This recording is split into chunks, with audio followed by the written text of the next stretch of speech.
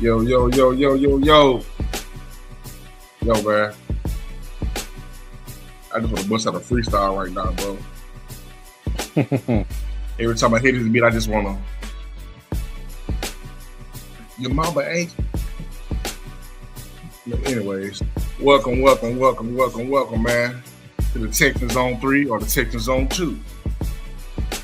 We are short of a guy today. You know what I'm saying? Frank Nitty has a north side migraine. You say that. South side's gonna catch migraines, man.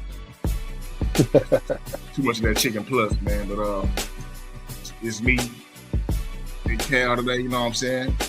On a good old Max South Friday. You know what I'm saying? That's what's up, man. As y'all see the title, man, it's Good Friday. You know, and we about a good about 6 days from the draft, man. It's almost that time, man. Me and Cal were just sitting there going over receivers, man. Like, yeah, if we would have started the show, we was talking about, we probably been 30 minutes in by now. But we pretty much been going over, man. Just we all have decided that we are comfortable with Matthew Golden being the first pick for us. Also, another thing too, to get into it real quick, a lot of people need to understand that there's competition at every position on our offensive line going into this season. Yes, we do need to draft somebody, preferably a younger left tackle to groom for the future, but it's not as important as I feel like receiver is. Because if you take 12 out the picture, what do you really have? I mean, Christian Kirk is on 1 year, you know. How much can he do? Then after that, there's a steep drop off. I'm out on Mitch. I love you, but I'm out on you. I still believe in Hutch. Jared Wayne, he the reason why Tank got hurt. So they say. I feel like it was a football play, but shit happens. But the guy we both was talking about, man, is goddamn Luther Burke, man. Vandross himself. A lot of people fail to realize, man, Luther, and I feel like Luther's starting to fall down a lot of people's mock drafts. And this happens every year. Going into the draft, he was the number one receiver. Now T-Mac has established himself as the number one receiver. It's T-Mac, then Golden. Hell, I've seen Burden go down as far as second round now, third round. And I feel like a lot of that's stemming from quote unquote his attitude issues he has or had at college. That guy with that type of attitude, if he really does have an attitude, a lot of these things be smoke screens. Right. I feel like if we were to bring him in, that don't really matter.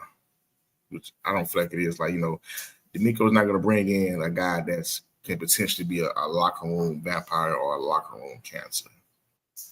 I agree with that. I just don't see that happening. But Luther Burton is somebody, you know, I strongly feel like would be a hell of a addition to this team. Now, the thing about him, though, a lot of people kept mentioning that he doesn't have route tree experience or he doesn't run the whole route tree. Well, hell, at Mizzou, they had him in the backfield and maybe at the slot. He's never been lined out wide. And if he has, it's like maybe 90-10%. Most times in the backfield. They use him like Debo. And a lot of times they're getting him the ball any way they possibly can because he's one of those guys that you want to have the ball in their hand at all times and let him go do him. He's a very, very, very, very, you know what I'm saying, electric playmaker. Electrifying, man. You talking about Luke, Uncle Luke. Oh, okay, yeah, I agree. Vandross himself. Yeah, one thing I like about him is when we was talking, you know, earlier. Yeah, I think that even though he played a lot on the inside, I need to go look at the percentages of where he lined up at. But you know, the same thing with Christian Kirk. You know, he early in his career, Arizona, he was lined up on the inside. Was it? No. Was it? He started off at Jacksonville, right? Kirk. Arizona. Started off at Arizona. Mm-hmm. When he went to Jacksonville, they paid him as a number one. Right. And he lined up out there, and you know, barring injury, he did pretty well. But I think that a lot of times, man, it's I think a lot of times you can thrive at that slot position, but I think there are many ways that even lining up wide out, because when we got Tank is every bit of 5'8", 5'9", The little guy. one, yeah. And Tank is very much a wide out guy. Like, but he could play the slot. But if you just looking at it as a casual baseline fan, you look at his size and say, oh yeah, he's gonna make a good slot receiver. Yeah. No, he's a good slot receiver, but he can also line out wide. So I think that if the skill set is there, and what makes the skill set is, do you have the ability to run uh 1 through 9? And 1 through 9 means the entire route tree. Hmm. If you can run that route tree, you can line up anywhere on that field, man. Of course. Because lining up out wide, the only disadvantage of lining out wide is you're taking on the number one, number two wide receiver. When you Hmm. line up in that slot, you can get a mismatch with a safety, or you with a nickel, or you with the third cornerback. So if your skill set is better than the third cornerback that's on that field, you pretty much gonna shine. So, but yeah, I think Burton, like I seen a couple of things on film, and I was like, I can see this guy lining up wide. Yeah. So I mean, and this goes back to I can't keep saying this enough. Like I'm gonna keep saying this until after the draft. But um, dude, we don't know what we running. You know what I'm saying? And right, if I can just go, if I'm going off what the Rams did, then okay, Burton would be a perfect fit based off lining up in the backfield because that's what he did a lot in Mizzou. Now, I also feel like a guy like, and shout out to Larry Payton because we talked about this. Jack, I think it's a John Beck or Jack Beck, the receiver from TCU. TCU, yeah, Yeah, Beck or Back or I'll be saying name Back or Beck. Beck. Beck, he's another guy just like Puka. Line him up in the backfield. You know what I'm saying? Hmm. He's one of those gadget players. Now the guy, no, the guy. I think is it your guy? It's also from TCU, or is it Kyle? That's No, he's from TCU. Both of them. Beck and man, you threw me a monkey wrench. I got the wide receivers pulled up right now, but he's yeah. like a day two guy. Mm-hmm. But Beck is a pretty good, pretty big guy. Yeah, The person that, yeah, he's 6'2", 215. Savion Williams, 6'5", 225. right.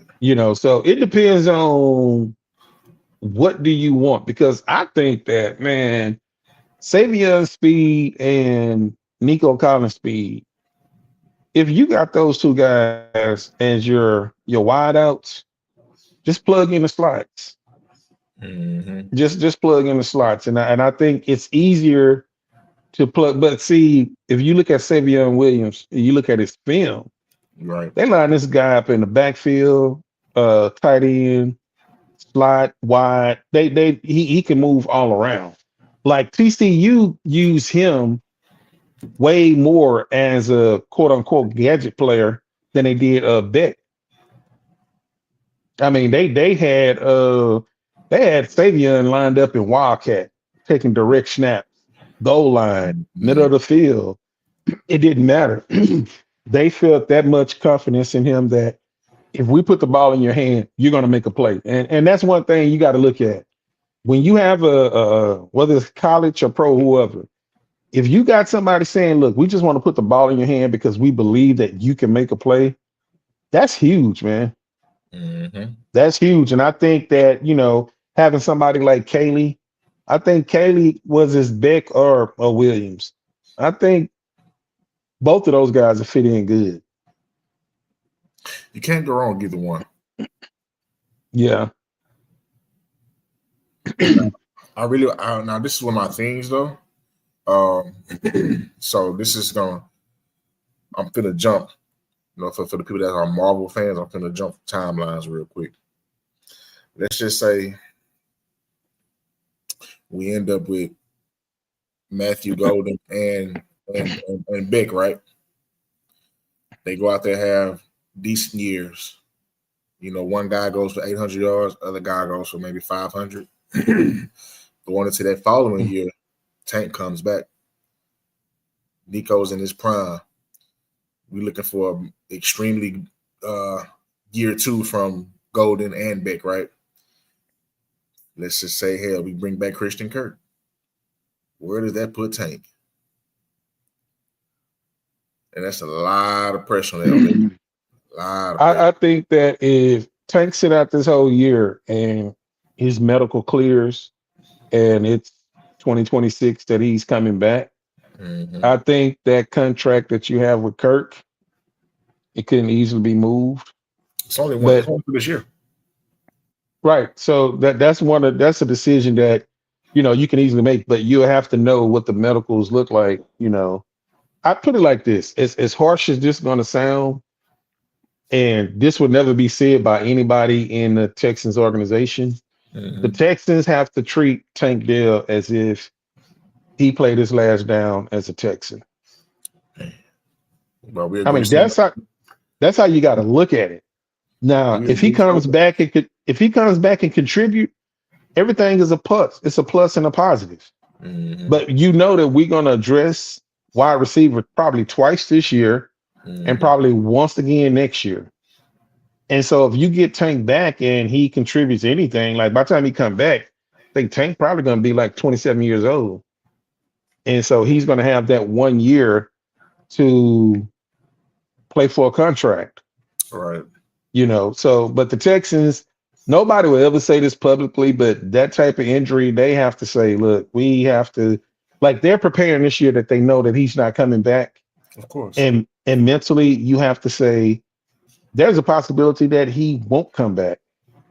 And if you draft two guys that, like you said, 800 yards, 500 yards, and they're plus positive players, they may be able to beat Tank out of the spot anyway.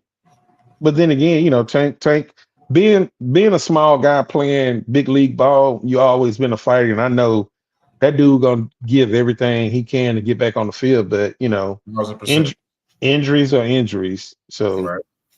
I'm rooting for him to come back. He's a fan favorite. We like to, it's just like back in the day cheering for, Spud Webb or Muggsy Bogues. Right. Like when you see somebody that's small, yeah, you like, man, I'm cheering for that dude, man. I can see him just making it, man. But seeing him playing U of H ball and then get drafted here, I'm cheering for him to come back. But I'm not really, saying, yeah, man, 2026, we're gonna have Nico, we're gonna have Tank. I'm not even putting that in the conversation until we see him come back on the field and see how he recovered. Another thing, if we do go with, let's, knock on wood, if we do get Matthew Golden, which I feel like we are going to get him somehow, that's Tank's replacement. They damn near the same guy in so many regards. Matthews, I want to say maybe a little bit heavier. Yeah, he's heavier and taller. Yeah. So, I mean, they're damn near the same guy. Now, the thing with Tank, though, like I said, you have to go.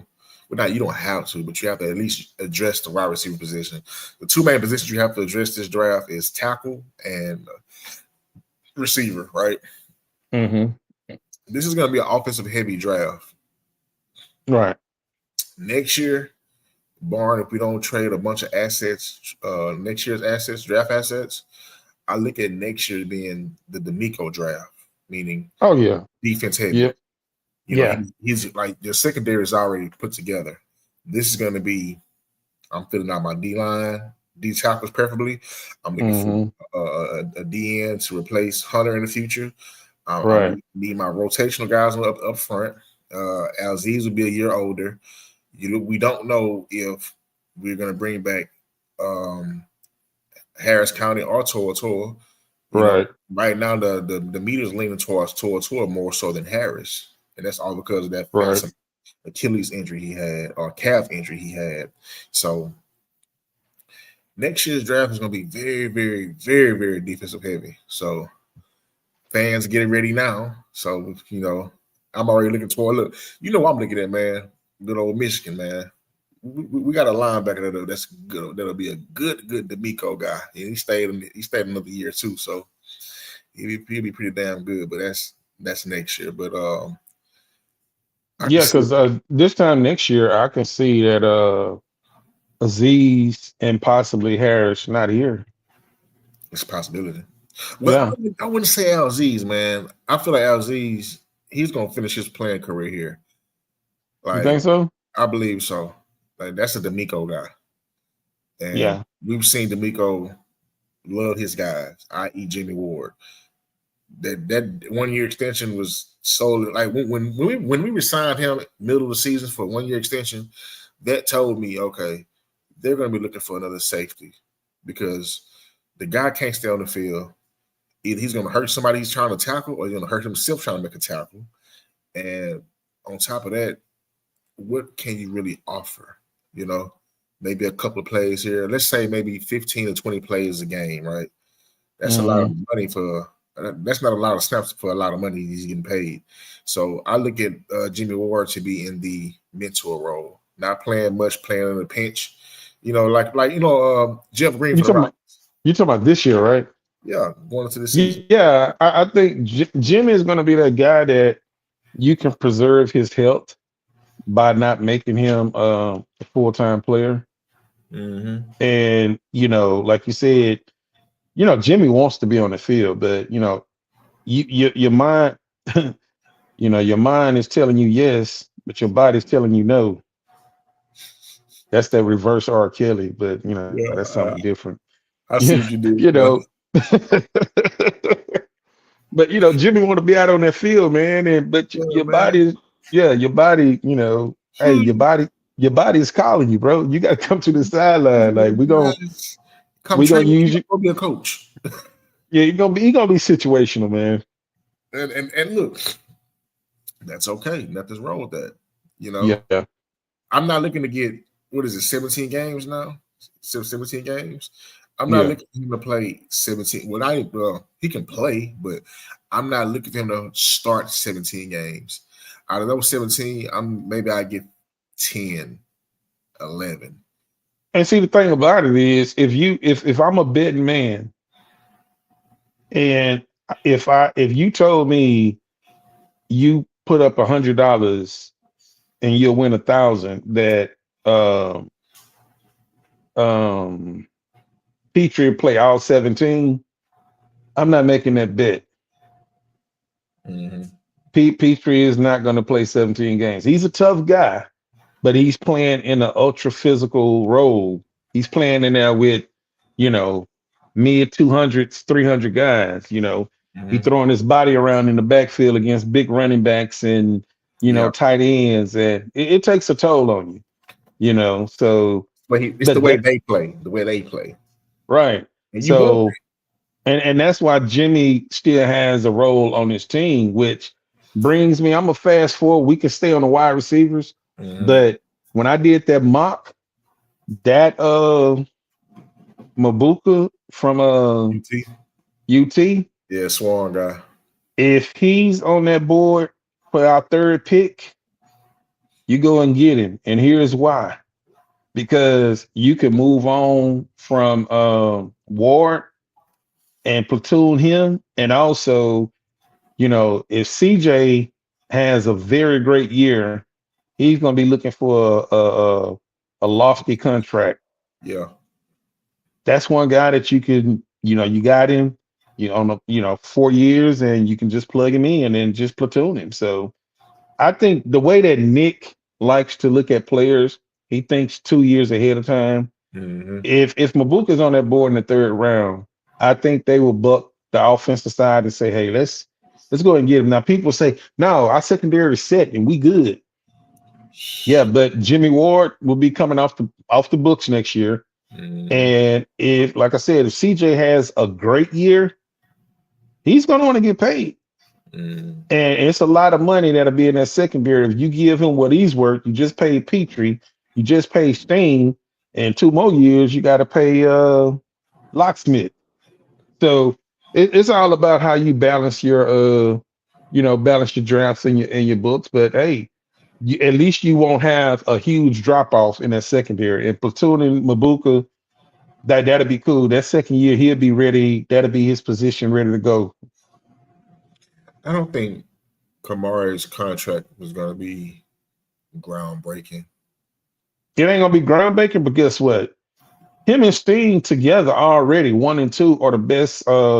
Not only duo, but he's better than every cornerback. Now I don't follow PFF. It was just a meme that I saw, and I looked it up. As far as the way that they're rated, they're 1 and 2 in the AFC Mhm. South. Yeah, They're actually, they're the best duo in the the AFC. best duo in the NFL.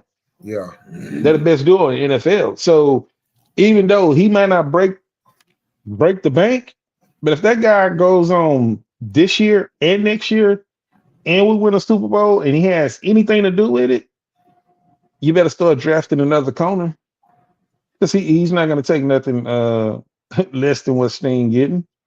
And I now know. this gonna I'm sound bad. I'm sorry, I didn't mean to cut you off. Finish your Go point. ahead. No, I'm saying that get ready because Sting just signed this contract, and that contract don't kick in for another 2 years, right? Was this year three? Uh, Sting is going into year 4 now, right? Yeah, you can sign going into your 4th year. Yeah, plus So the fifth year. so Yeah. Okay. right, Ooh, yeah. right. Damn. So that his money don't start until another 2 years. Mm-hmm. And if Locksmith on a trajectory that he's going, imagine what his money gonna look like. It's gonna look way more than 25 mil. Because we got Stingley with Lovey, right? Yeah, There's three. That's 1 year, 2 years of D'Amico. This D'Amico third year. So yeah, Stingley is going to year 4. yeah, going into year 4. Yeah, Yeah. yeah. So that's one of those that's the cost of being good. Yeah. Um, if Locksmith show improve, we win a Super Bowl. It's just one of those players you got to move on and find somebody else in the draft. You know, I mean, who knows, man? But Uh, we're gonna have so many good players on the defensive side that you're not gonna be able to pay everybody. Watch what happened to Philadelphia with after this year. I got to give you some pushback. Hmm. With the way the cap is going, it's going to become possible. I read something the other night that there's been rumblings about the NFL because it's making so much money that they're flirting with the idea, just flirting with it of going no salary cap. If that was to happen, Lord have mercy, it would be kind of how you know how basketball was with the big threes. Everybody signing it like Max kind of like Bron, Bosh, and Wade on the same team, or these superpower teams. Or when KD went to the Warriors, I could see some shit being like that. But the last time But it was like that, but they still had but basketball had a luxury tax, yeah, so they it still had to usually work. has. If you looking at it this way, go and look at the LA Dodgers. Yeah, The LA Dodgers did about every damn good player that's out there. Like, and they deferred Shohei Otani contract 10 years down the line. Like he's getting a small amount, but he's going to get that money on the back end. But the Dodgers, like in real time, the Dodgers wouldn't be able to afford their pitching, Mookie Betts, and Shohei. Like there's no possible way. And if the NFL did that, then I would hope that they would do it with like a luxury tax. Because if they do that, they're gonna destroy the parity of the league. You got teams like, Dallas Cowboys make a whole bunch of money. And if Dallas can sign anybody, just they'll be back in it. And you have teams like Seattle and all, they'll be out of the mix. But that's the good thing about the salary cap in the NFL that every single year, 30, 32 teams, at least 24 of them feel like they're going to make the playoffs and they can win a playoff game. mm-hmm. You go with a no salary cap, you're going to see like, man, only 8 teams can make it and the rest of them is gone. It's going to be a lot of tanking. I think they'll mess it up. But here's the thing, though. Like you say, the pushback on it is if Sting got 25 or whatever it may be. 3 years down the line, if Kamara shows anything near being Pro Bowl, close to being an All Pro, like his contract is gonna be in the 30s. So you still got CJ, you still got Will, you got a lot of people. You got Nico finna come up again. Nico ain't finna take no friendly deal no more. So it's gonna be a lot of players that we used to seeing that just probably won't be here, man. By the time it's time to pay Kamari and Nico again, the cap would have been risen to about, I'm gonna say, north of 350 by then, because it's steadily going up every year, and I feel like it can. They are NFL. They are holding it to a certain degree because they can. I'm pretty sure they have analytic guys saying, "Hey, by the year 2030, this is where we're going to be at." So if we keep going in the trajectory, and it's been going up every year, more and more people watching football, more and more people are going to the games. You know, um, it's a good thing that hell you got somebody other than the goddamn Chiefs winning the Super Bowl. You know what I'm saying? That keeps things going. Philly is a big market. It's time for us to put our hat in the mix. We're a big market. You know what I'm saying? More than anything, we're fucking deserving. But you need a team like, what's another good team that has a big market? Use the name Seattle. Quiet as kept, Seattle has a very, very big ass market. You know what I'm saying? To get those guys in the playoffs, maybe to the Super Bowl once again, build them up. Like it's all about narratives too, which also kind of makes me, this not going down, not trying to go down a conspiracy theory hole, but I always feel like some of this shit be rigged, man. Especially with Kansas City and how these guys get all these calls, and then the biggest game of the year, they pull the carpet from under their ass. Now he's getting his ass thrashed the whole game. Like Philly played Kansas City. Like if this was Madden, they played them on rookie. Yeah, ain't no way in the hell. Even if you play for the Madden people, if you go play Kansas City on rookie right now, you still not touching Mahomes. He's getting the ball out. You know what I'm saying? So, yeah. But not trying to going off on a tangent, but let's bring back to the team, man. Back to receiver. I feel like Matthew Golden, if we draft him, that is your not day after the draft or after the draft concluded, he's your wide receiver number 2. I feel like going into week 1 of the regular season, not preseason, week 1 of the regular season, he will be your receiver number 2. I still think that at this level, he's going to be, because they're going to the NFL is always going to trust the veteran. Always, yeah. And so that's why I feel like that they're going to ease him in. They're not going to put the workload on him. Now, if you come in and be a Puka and show that you can just, they're going to, the more I put on your plate, the more you can eat, the more I'm going to feed you. But I just think that Nico being number 1 and, they have a proven number 2 that has, experience in the league. So, but that's the thing about it is it won't be any pressure for him to be. If he comes in to be number 2, I mean, that's all the better for us. But that's a wide receiver that I know you draft him at 25, barring injury, he's going to give you, great production. Anybody playing opposite of Nico with that type of speed and route running ability, you should be able to shine. Should. And so, new system, new scheme. What's that? Especially we got Christian Kirk on right in the slot. Yeah, that's what I'm saying. Yeah, I couldn't think of his name. Kirk, he's a bona fide veteran. Like going into that, it's definitely going to, like last year, everybody in the city of Houston said, they need to go and just cut Robert Woods right now. The veteran in him outplayed those 2 youngsters. Yeah. Floor, can't come out of his breaks, but he's dependable. And they love dependable veterans that's going to show up and just do their job. And having Christian Kirk there, he's going to show up and do his job. So Golden just comes in and just kind of, learn the chemistry with CJ and We're gonna look up one game and he gonna have 6 catches for 34 yards and 2 touchdowns. Right. And that's gonna be like in game number 6, and it's gonna be like, oh, okay, we He's right. can pass, yeah, we can pass you the torch. And Christian Kirk gonna be like, that's cool because making me the third receiver against these guys in the slot, I'm Man, good for it. Hey, call my name. So he's it's gonna be a lovely problem.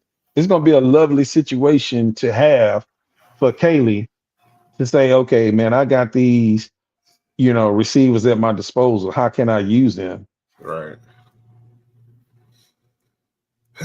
Now, I'm gonna say this. You do need to leave this draft with one receiver, maybe two, offensive lineman, running back, and a tight end. I would say two running, not two, I would say two receivers. You get your tackle of the future. If you go golden at first at 25, 9 times out of 10, you're not gonna get Kelvin Banks from UT. So hey, any guy off that offensive line at UT is golden. You know what I'm saying? Mm, No pun intended. That was probably the best offensive line as a whole this year. Granted, and I call it the QB Ewers, Post Malone. Granted, Post Malone was just stacking this shit up badly. Like, mm, and Steve and Sarkisian has his times where he just playing with his nose too much and calling the wrong play. But for that unit though, they held it down. I think I was talking to you earlier about the mock draft I had seen on Bleacher Report where they had us getting Cameron Williams. Cameron is a right tackle. If we were to draft him, then that means we're probably going to put Titus at left if that were to draft him. mm, I got to give credit when credit's due. I know John Hickman of a Locked On Texans. Shout out to my guy. He's been pounding the table for Conley from Oregon, and mhm. I just took as you said, I took a liking to him. He doesn't give up no pressures, no sacks. Like he's Okay. very consistent at that. Like I was telling you earlier, if we were somehow able to go receiver first and he falls in our lap in the second round, like dude, trial by fire. Like throw his ass out there in training camp, let Will and Daniil tear his ass up, get him in shape, and let's say going back to when we drafted Dwayne Brown, rotate him and Cam, rotate him. Each series. Mm, Let Cam go out there and get a series. Let him go out there and get a series. Get his feet wet. Because this is the guy you want to groom into your future bodyguard for CJ. Because CJ's going to be here for the next foreseeable 15 years. right. And you need your left tackle to be here for the next 10 foreseeable years plus. So, those guys should and will grow together if that was the case. Like, I can't tell you how excited I am for draft. I'm gonna wait till the next show to announce it when we out here together. For what we doing for the actual draft day, where we gonna be and all that. Hopefully, if Ruben's available, you know what I'm saying, he'll pop in and drop the announcement as well for everybody to know. We gotta come out, you know what I'm saying, see us, kiss baby, shake hands, take pictures, touch the people, TO3 style. Yeah, that's what's up. I ain't touching no people. I ain't kissing no babies. I ain't trying to kiss no cases. That's all right. Hey, y'all see the brothers Hey, a long time? Just come I to will me. give I will give you a fist bump. The baby gonna be hey, come get your ugly ass baby, man. I'm God just damn. pushing you. Oh man. Hey, Nah, bro. Brandon, man. Hey, Brandon, I wonder what the hell you was at, Brandon. You said Brandon had a busy day. I was wondering where my guy was. But yeah, Man, I man. got you brought up Cam from UT projected third round 6'6", 317. Uh reading something in his bio, uh, out of Duncanville, Texas, boy. Big boy. Uh-huh. He he had to drop 35 pounds, yeah, from his junior year to his senior year, uh, going from 369 to 335. Does that seem like to be a problem to you? No.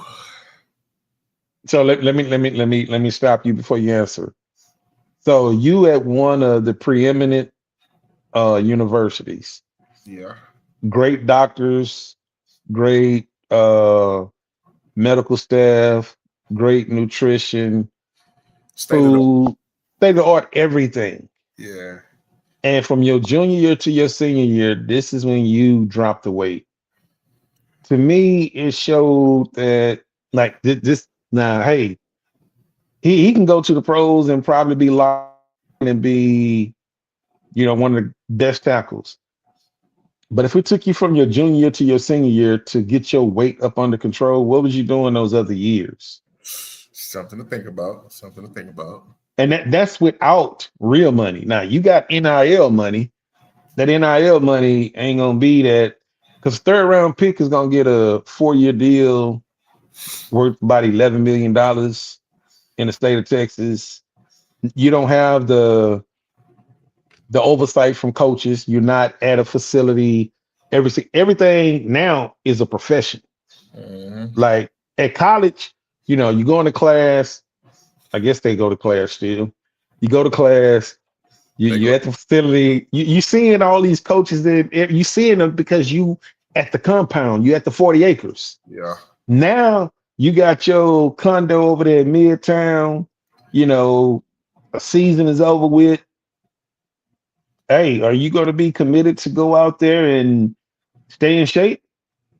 Or because if you's carrying that weight playing for 3 years at 370 pounds, your body is used to being at that size. So that's one of the things that you got to look at. Like I don't know that just came to mind when I was looking at his bio, at looking at his bio. He's one guy. Okay, so when I was watching UT this year, there are that offensive line, like the average fan doesn't know what to look at or what they're looking at for us offensive line play, right? Only time people pay attention to offensive line when there's a guy who misses a block or Mhm. gets trampled in pass protection, right? A false start. Yeah, i.e. Larry Thompson. I ain't want to call his name. Yeah, man. LT the false starter, man. Shout out to him though. You know, when it's time.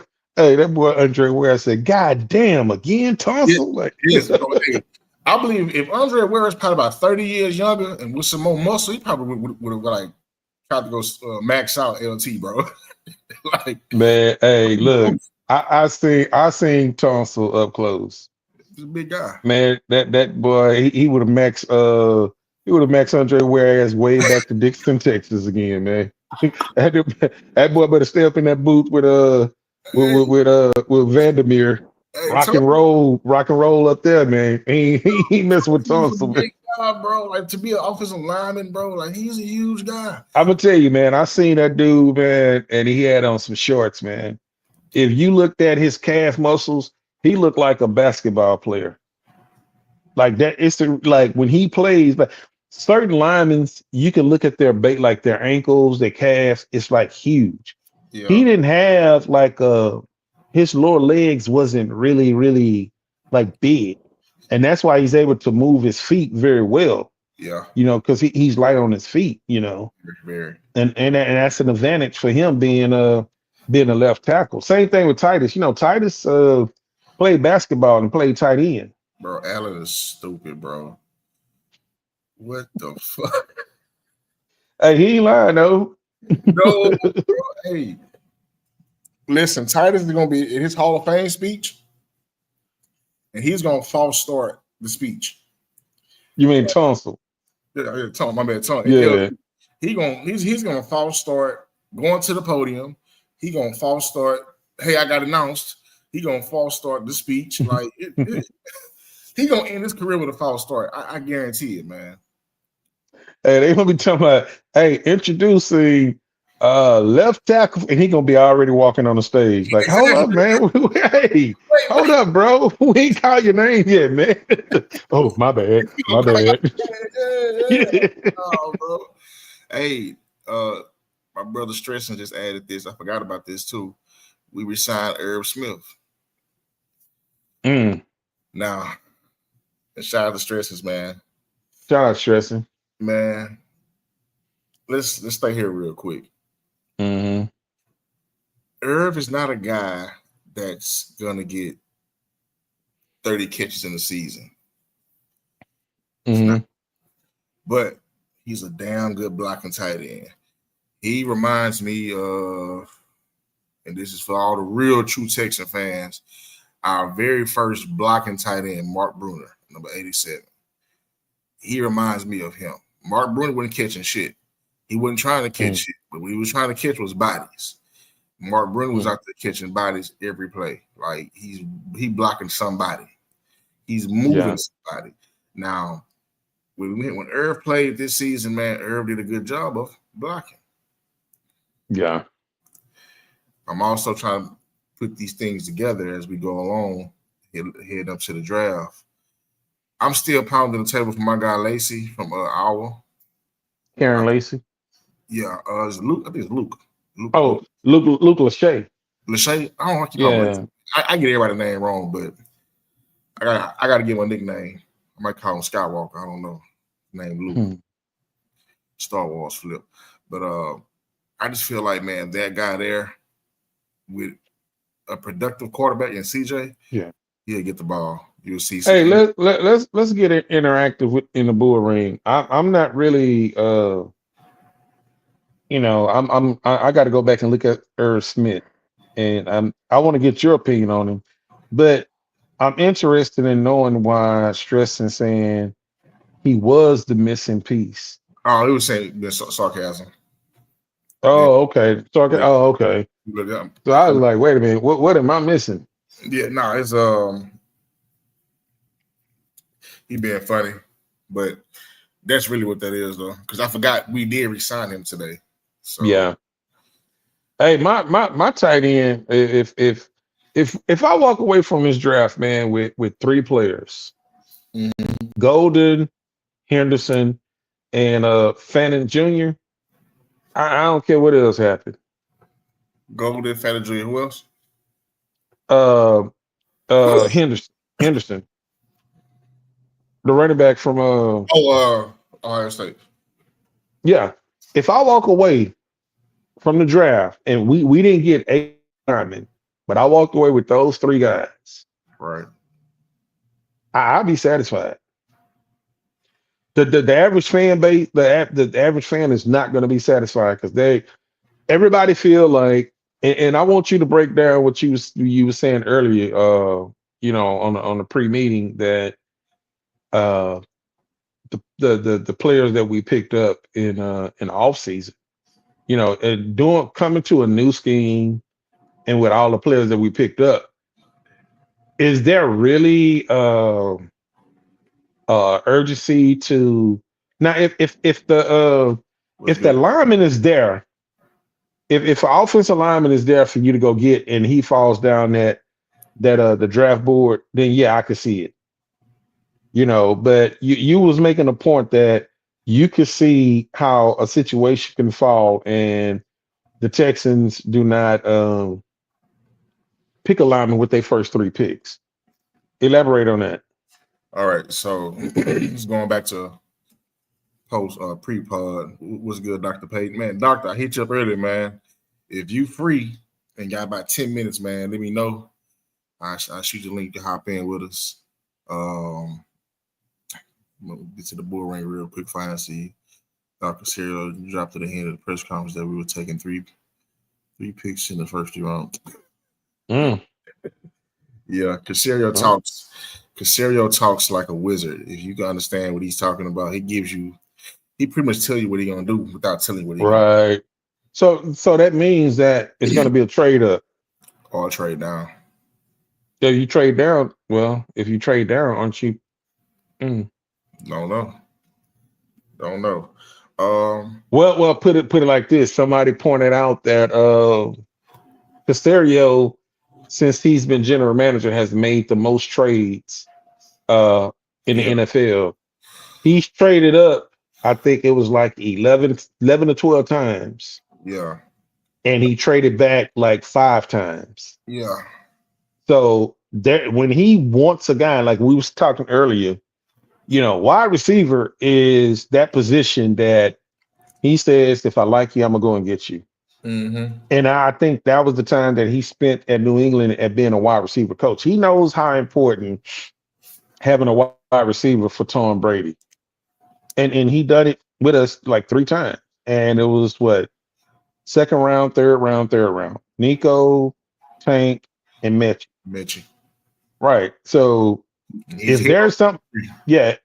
So I really think that he really loves wide receivers. And another thing too is I know he really wants to get this offensive line together because the offensive line that he assembled, it didn't work out the way that he wanted it to. But if you look at the resources that he put off into it, it was one of the highest paid offensive lines that was assembled in the NFL Yeah. as far as draft picks and pay wise. Mm-hmm. It just didn't work out. So he's letting you know that it's important to protect the quarterback, and it's also important to have a quarterback to get the weapons that he needs to be successful. So something to think about.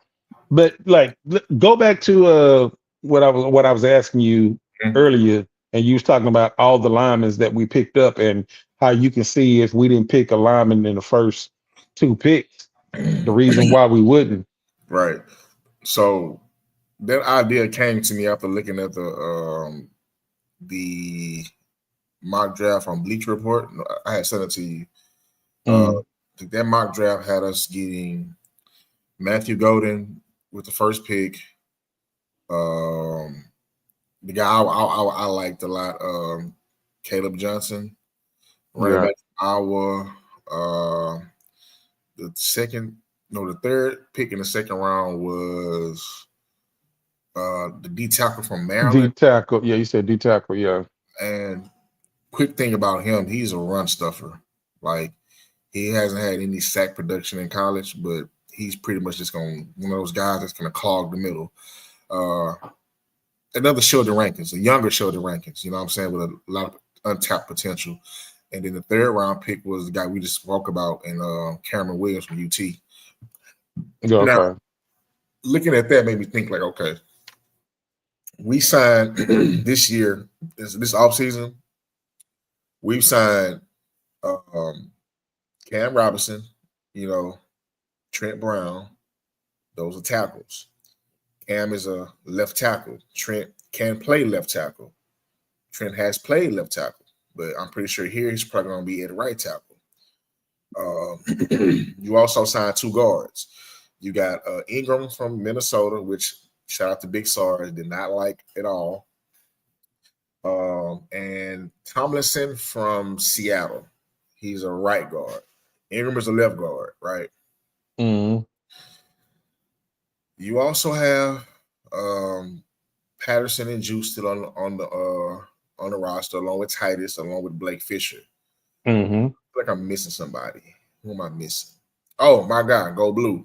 Ladarius Henderson. Ladarius Henderson. Right. There are nobody on this offensive line. I'm pretty sure I may be missing one more guy, but there is competition from the left tackle to right tackle. Nobody Mm-hmm. has a spot guaranteed. Nobody. And that's what they want to create. Sense of urgency, competition. Now, I'm cool if you don't draft a tackle in the first 2 picks. Mm-hmm. Your guy may not be there. You don't necessarily have to draft a tackle the first pick or the second pick. But if you get a good quality guy that can be coached up with the third pick, I want to say we got 2 picks in the second round. Or the second round, third round, whatever that third pick is. How Mm-hmm. you mix it up? It's gonna come down predicated to how good can Pop coach this guy up. You know what I'm saying? And I keep saying it. John and got me sold on this guy, Josh Conley from Oregon. If you get him, and shout out to AD with the guy from William Mary, I want to say Charles Grant. Uh, I think it's Charles Grant. I know his last name is Grant. I got my linemen pulled up. I don't see him yet.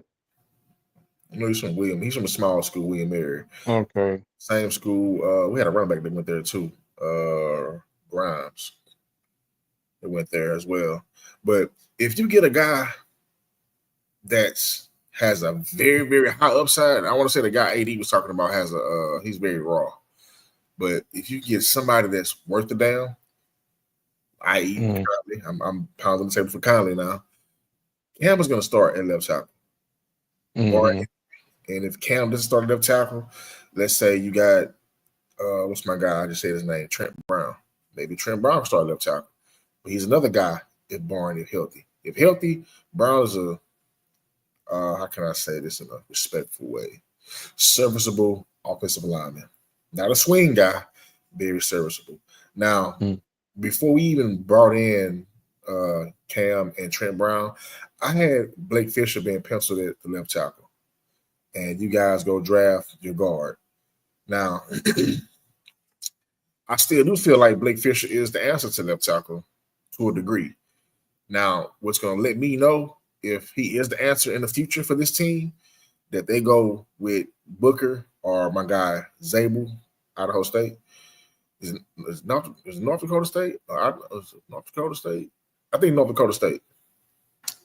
Gray Zabel. If you go with a guard period, that lets me know you think Blake Fisher is going to be your answer in the future for that tackle position. Or Booker. You know what I'm saying? Booker is a guy that's a day one starter. You plug him in immediately. Like, Yeah. you don't wait unless he goes into camp and gets bullied and pushed over or not as advertised as you thought. You know what I'm saying? But you do that. But understand this, Texan fans. The offensive line is loaded with competition. Nobody's job is guaranteed. So when training camp opens up, all the rookies get signed and all that shit, Donovan Jackson. Tangent, I'm not high on them. Just not. I'm a little biased, but y'all know why I'm biased. Let me go put my shirt on now. Mhm. Let me also say this, man. CJ Stroud is the only guy that I'm okay with being on my team because he's the quarterback and he's that damn good. All right.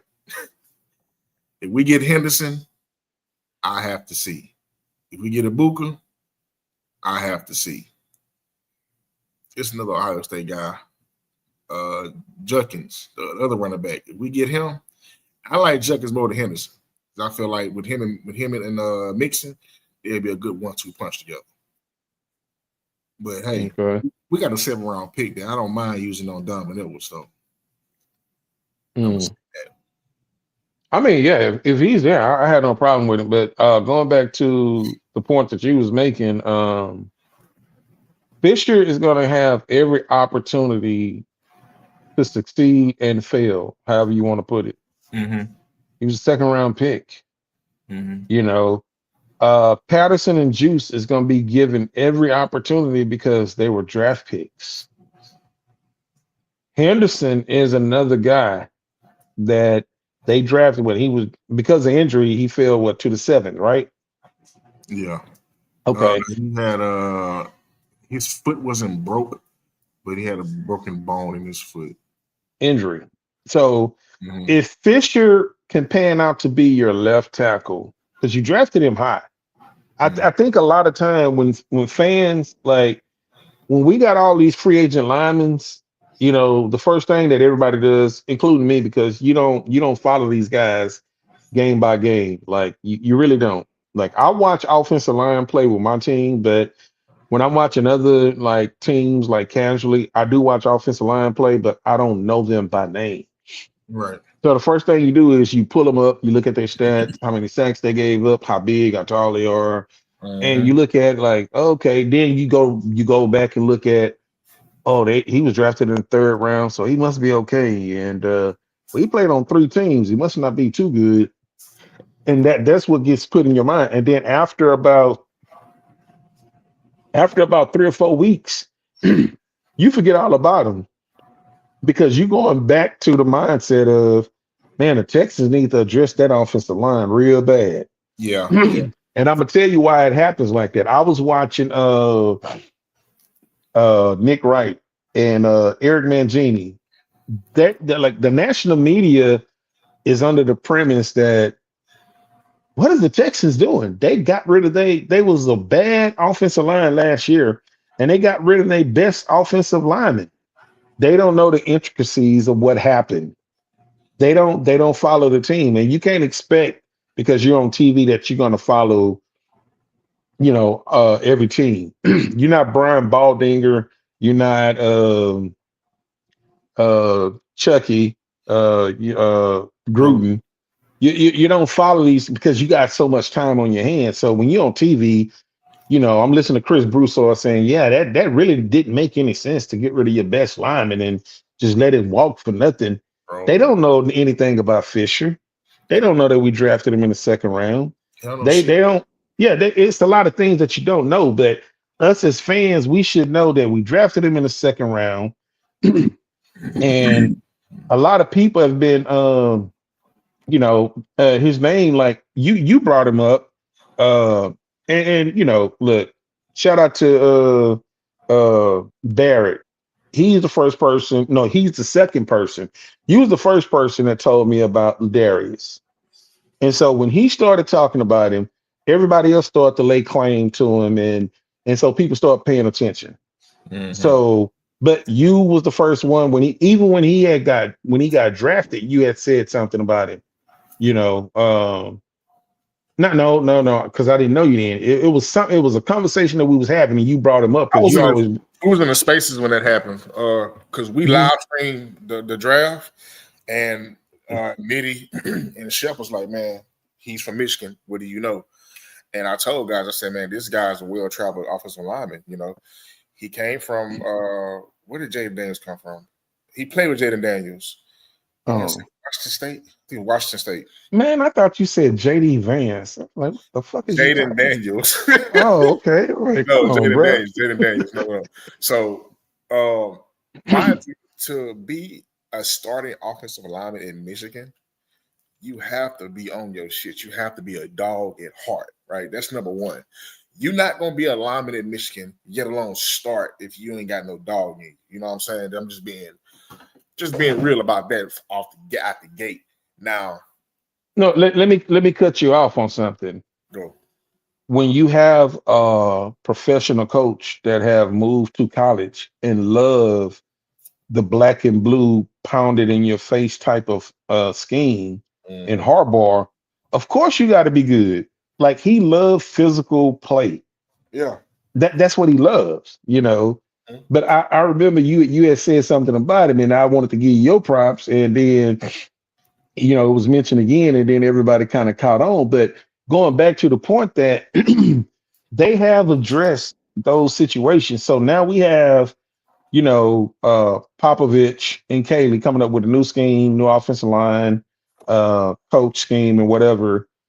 And I think you're going to see something different. So I think the fans may be a little upset that okay, I think the average fan love the the sexy pick, the first pick. Yeah. Nobody wants to go to a draft party and see an offensive lineman taken. Or like we got JJ. But yeah, JJ was an unknown commodity. And then if you watch the bowl games, I remember watching the bowl games against TCU. JJ was getting turned around in that game, and so he had already had kind of like people was like really kind of not really up on him, and he didn't have a huge name. He was big, big at Wisconsin, but he wasn't. He didn't become the JJ that we know. But it was still like people would be excited about a defensive player more than an offensive lineman. I remember when the Cowboys took offensive linemen 3 years straight back in uh it was like was it I think when they had Tony Romo or something like that. I forgot who the linemen that they took. A lot of them was really, really pissed off. But Uh, then after 3 years, Dallas had the best offensive line in the league. they And had they we got one of their brothers, Nick Martin. Martin, right. Not Yep. Nick Martin. We got Nick Martin. They Yeah, we had got Zach Zach Martin, Travis, Frederick. Yeah. Frederick, Smith, the tackle. Yeah, Martin, Frederick, and Smith. Hey, hold on real quick. Mm. We already at an hour. Fuck. Okay. Peyton just hit me and said he in the chat he's available to hop on. Peyton, check your DM, shoot me an email, my address. We get a quick little segment in before we Come get. on in. Yeah, man. But yeah, but getting back to your point, we've addressed offensive line. So I think that the average fan is gonna be like, we need offensive line, but that first pick, if it's golden, people are gonna be very excited. Number one, he's a UT guy. Yeah, So it's gonna be like, oh man, we got the hometown kid, you know. Plus he played, so a lot of people are more familiar with him too because he played here. And then after that, they're gonna be looking for linemen. yeah, And I'm gonna tell you, a lot of the draft day pundits, I'm gonna tell you right now, we're gonna get a C grade. We're gonna get a C grade if we don't take a lineman in the first two picks. Everybody gonna say the Texans, man. I don't know what they was doing. I got to give them a C minus, man. I got to give them a D plus. hey They man, don't know how the team is being constructed. let me tell you this. Let me say this, man. I gotta go on my rant real quick because I was on Twitter earlier, man, and one of the guys in Rockets community brought up Nick Wright. You sit down while I say this, man. Nick Wright, let me tell you something. This for you and you only, man. ISO on me right now. Look here. You came up through the ranks in Houston, bro. I used to get up early in the fucking morning to listen to you on 610 radio every fucking morning. I was heartbroken when your ass left, but I understood, hey, you're on the bigger and better things, right? I get it. Cool. I supported you. You was on, I want to say FS1, wherever the fuck you went. I was very supportive of you. I got you paid. I'm finna send it to you in a second. But motherfucker, hear me out. Don't forget where the fuck you came from, bro. You over here, you dick riding motherfucking Kansas City, and you argue that's your hometown and shit, but goddamn, bro, you dick riding these motherfuckers like they paying you. You on Golden State like they paying you, bro. You really are a Houston motherfucker at heart. You know what I'm saying? You got your start here, bro. The least you can fucking do is show us some goddamn love, bro. The Whoa. So what somebody said on Twitter, because I'm it was missing him. something. It was him. What did he say? He's always, the Rockets No, don't what have did a he chance. say about Houston? Nah, wait, okay. I got to go back and watch it again because I got him recorded, and This is he on Twitter. said I haven't watched TV on Twitter. Okay, on Twitter. This Okay. came from something on TV, but when I seen it, he's champion Golden State. Golden State okay, look, you can't take what they done away from them. You can't do it, right? You can't. I'd be hating to say if I tried to, but this is a new day, new age, new team. They gotta lace them up. How we gotta lace them up? The only advantage and sorry people talking about basketball, but the only advantage the Warriors got against the Rockets is experience. That's it. You know what I'm saying? If you depended on Curry to shoot 33s a game, good luck. Draymond gonna give you what? 5 fouls, 4 points, 2 assists, maybe 5 rebounds, 3 kick in the nuts, 2 elbows to the face. A tick, fragrant. Like, come on, bro. What the fuck? But let me be fair, because maybe somebody took out a clip, and I record all the shows. I kind of get to I try to get past the cowboy talk. I'm tired of the Shador Sanders talk, but I tap in and just kind of see. There are a lot of people, and including Nick, from what I've seen. He said that he expect Golden State to possibly win. He said, but the Rockets are so young and so athletic that they have a very good chance. Now, he don't give them a chance. He don't give nobody a chance against the Lakers because he's a Laker fan. But honestly, he did say that the Rockets had a very good chance. He said, but he think that Golden State may pull it off through experience. Now, Chris Broussard, you can tell he don't watch anything because he don't. They just had to start telling him about Amen Thompson. Like, a lot of these cats really don't know. Only 2 people on TV that talks about the Rockets with intellect, and that's Shanae Ogumake, Mm-hmm. and that's Kendrick Perkins. And they both said that the Rockets are young, they have an opportunity, and I'm hearing other people starting to say that Amen Thompson is a dog. Watch out, like he'll curve the 3 points. So with that Nick Wright, I don't know, but Nick Wright he don't champion Houston sports like And he should. even And even then even when the Astros are winning, oh, the Royals. Like, let me tell you something. This ain't a threat. It's a promise. I'm, I'm at the maxim out, man. I got the maxim out. It just got to happen now. It's gonna have to happen. I got a list, man, of guys I got to max out. He just jumped to the top of that list. The guy that was originally number two, well, number one, you ain't got no audio, man.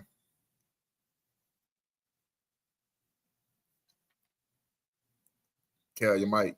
Yo, say something, Cal. Oh, damn. When there was just one. Oh, I don't know what's going on, people, man. With my guy, he'll be right back. I got Larry Payton. He's going to jump in a quick second. Larry, if you're out there, I already sent it to you, so just hop in. Killer Cal will be back in just a second. But until they get back, man, look, I know this Texas on 3, but goddamn it, Nick, right, man, get your shit together, bro. I need the whole national media, bro, to not be biased, but goddamn, at least show some type of love and dedication, bro, like to your job and your craft, what the fuck you're doing every day. Like, people tune in to hear about their teams. All y'all want to talk about is Lakers, Cowboys, and the Knicks, or maybe Boston, or maybe Miami. Like, goddamn, you the number 2 seed, bro. Show love. hey, I got a phone call, man. I thought I had I be having on sleep mode, but calls still come in. Hey, what Peyton at? He ain't checked Oh in no, yet. I sent the email, man. Hey, but you know what, man? Respect is not given, is earned. So This is true. Vegas got us a 2-1 underdog. The Yeah, first time in history that a 2 seed has been an underdog to the 7 seed. And all they're looking at is experience, you that's it. know. And Health. and this is Vegas. And people gonna follow the Vegas wave. But if you watch the game and you watch Golden State, I'm gonna tell you, you just better hope that Steve Kerr do not play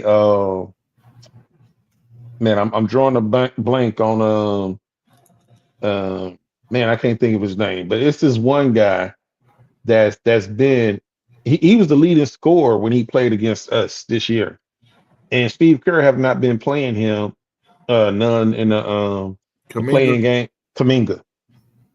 You better hope that Steve Kerr, whatever beef that he got with Kaminga, that he still don't play him. Because if he don't roll out Kaminga, man, Rockets in 6.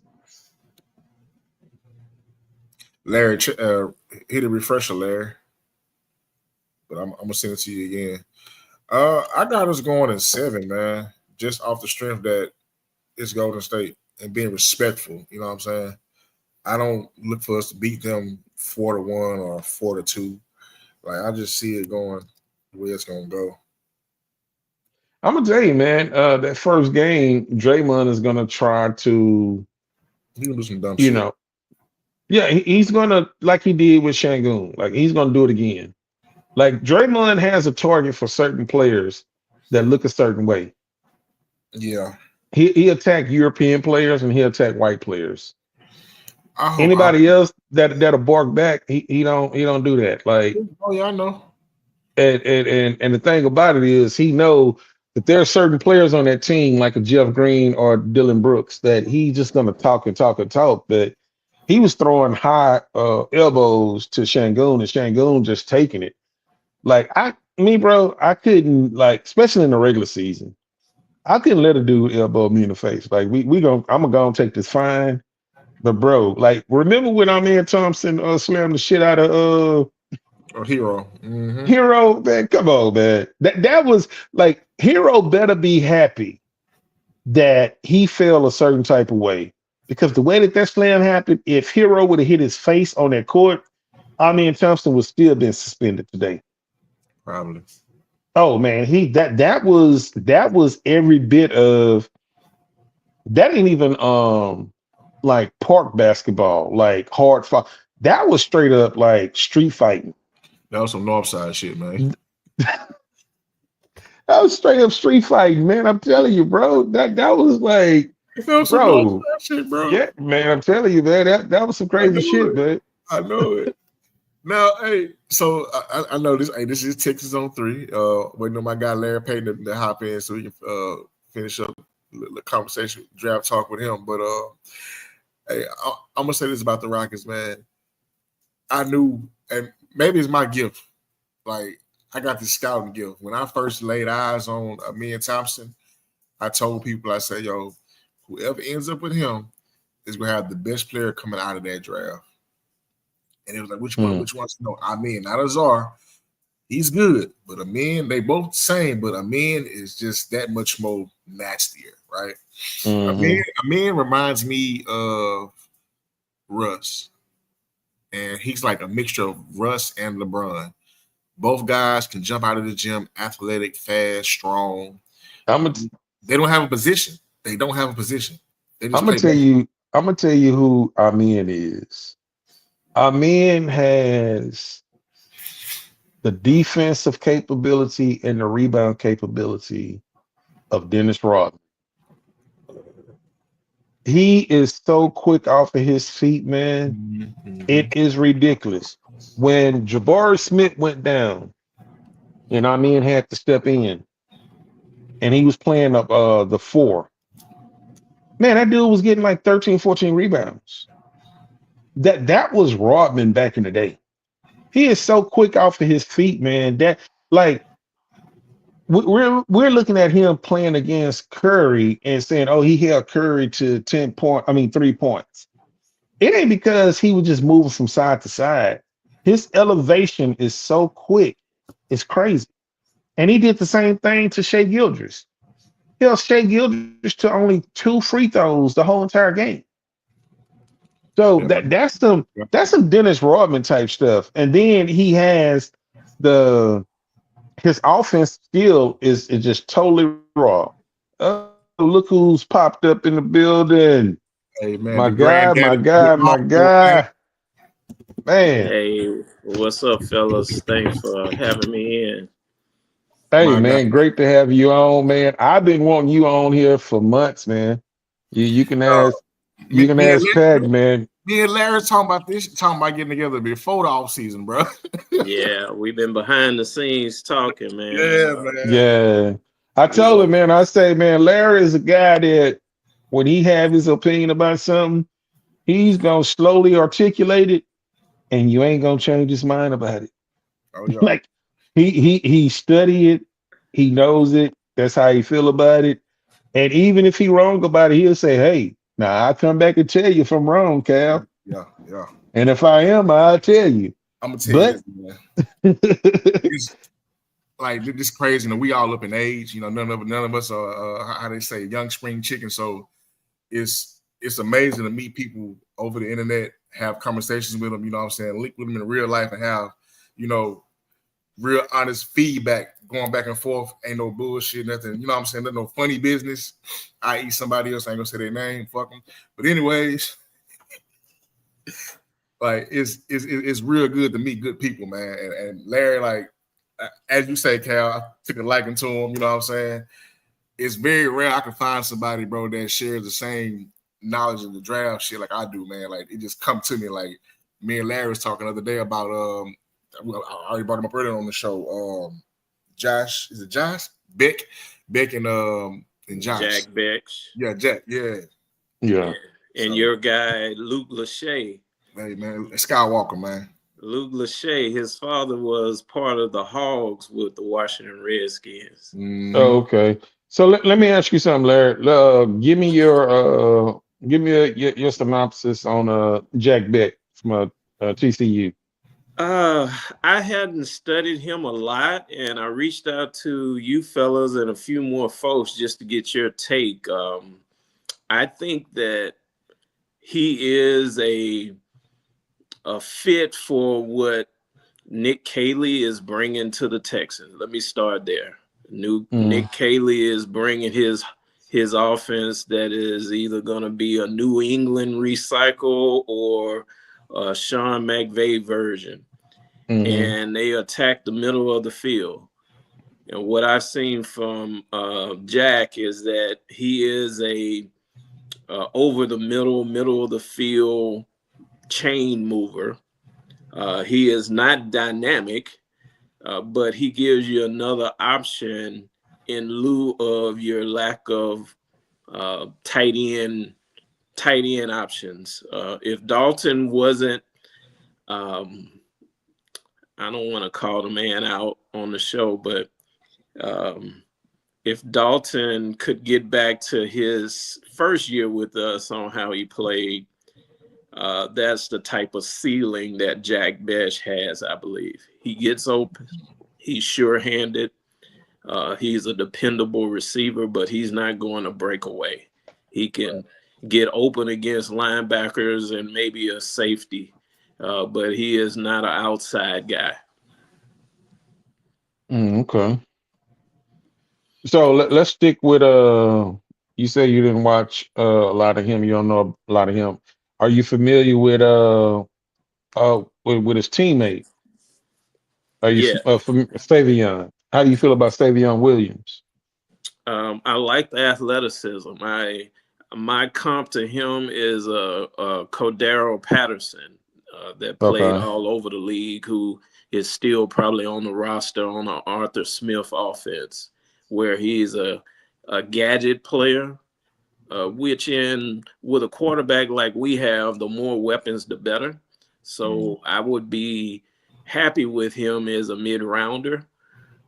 He can also return punts and maybe kick off, but he is definitely an athletic wide receiver, or as Sean Payton calls him, a joker that you can use in different positions on the field. Right. Gotcha. But those two players are like luxury picks for me. I heard you all in the beginning of the pod talking about the way you all would attack the draft. And for me, with the offensive line as glaring as it is, that it needs to be addressed, I really feel like we need a left tackle that can start off at left guard. I don't necessarily want to draft a guard, especially not in the first round. We've been through that with Kenyon Green, and Kenyon Green was an excellent college prospect coming into the NFL. He was well drafted in the middle of the first round. The value met the player, but he did not work out here in Houston, and I see him as a superior guard to any of the guards that are in the draft right now. So I would not go back and invest another day one pick on a guard. The only way I would really draft a guard is if he was the missing piece to our starting 22. And that's not the case here. We need some more flexibility and elite talent to be able to replace Laramie Tunsil as an elite pass protector. So you're saying, go ahead. If you want your left tackle, if you're gonna so left tackle, you want somebody that can start off at left guard and then move to left tackle. The only person I can think of that would fit that mold would be Banks. Yes, conversation around him has been based off him moving to the inside until he's ready to sit on the outside. Another guy that I'm not high on at all because he's injured. I think he had an ACL injury. The Simmons, Ohio State. Patella injury. Yeah, so I'm at a point now where I don't want to keep drafting guys that are already hurt. Like it's one thing to get hurt in your pro day or the combine, but you coming into the draft, I already know once I draft you, you're not going to be ready for mini camp, maybe training camp. I'm looking to get you probably in shape by mid-season. I don't want to deal with that again. You know what I'm saying? So, me personally, I would stay away from him. But if that's what you're high on, it makes the most sense to go with Kevin Banks. Now, will he be there at 25? Do you trade up for him? Don't know.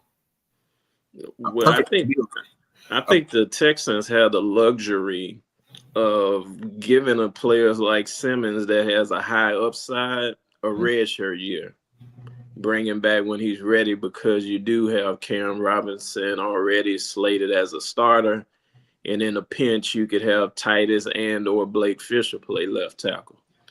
So I would take a chance on Simmons, but Banks is my number one guy right now. I would love to have my draft crush is Luther Burden III, but I also love Matthew Golden. I'm willing to sacrifice receiver in the first round to get one of those tackles I mentioned, just for the betterment of the roster. Me and Cal started the show talking about, we started the pre-pod talking about Luther Burden. Like, that's crazy you bring him up now. Let me ask you this, though. So, in an ideal world, let's say we pull off the CJ and Will Anderson draft, right? We 2 first-round picks. Who's your 2? You got 2 first-round picks. No. You got to phrase it. You got to phrase it properly.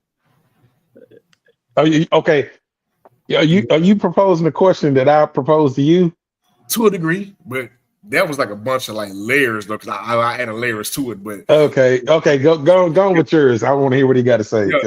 If opportunity strikes, right? Let's say we stay at 25, right? And let's say we move up to 15. Between 15 and 20, we move up, right? Might not take much, but let's just say we keep our 25th pick, though. We keep it. And we give away a first-round pick next year to move up to one of those top spots. Who are your 2 players that you're leaving with in that first round?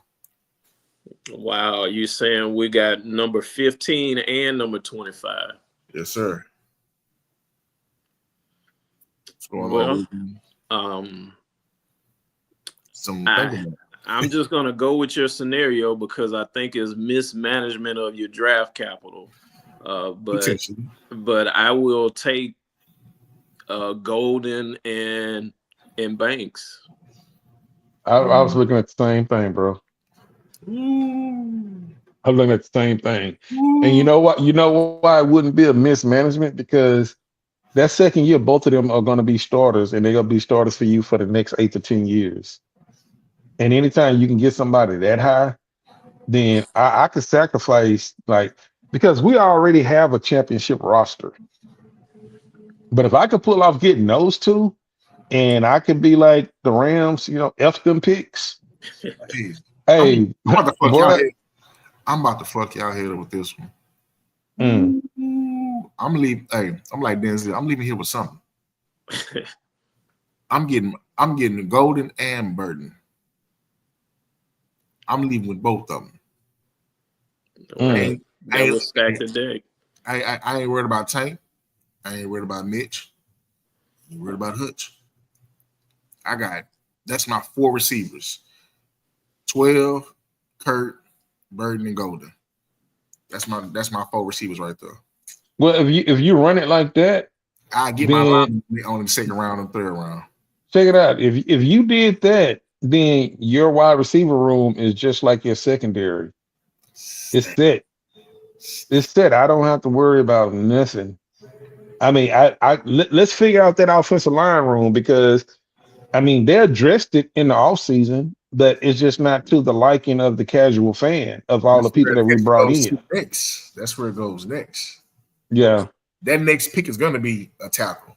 I have no choice, because I've damn near showed my hand with going 2 elite receivers. So, right now people have T-Mac as number 1.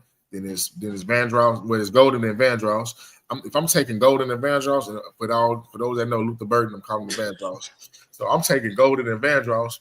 And my next pick going to have to be O-line, right? Now, the guy I would go, shout out to John Hickman again, I will go with Conley. from Oregon. You talking about in the 5th round because you done traded everything to get 2 first No, rounders. no. Hey, look, I give you a first round in 27. I give you a 3rd round in 26. That'll get the job done. Yeah. That's kind of steep now. Yeah, maybe if you trading with the Jaguars and that rookie GM they got, he might do no, it. the Jaguars got a high pick, man. One of the Jaguars 5th or 8th. I think Yeah, they number 5, but I'm saying ain't no experienced GM gonna accept a 2027 first round pick. But I know it's Madden, man. I'm gonna try it on Madden. It's a hypothetical, and Yeah. I feel you.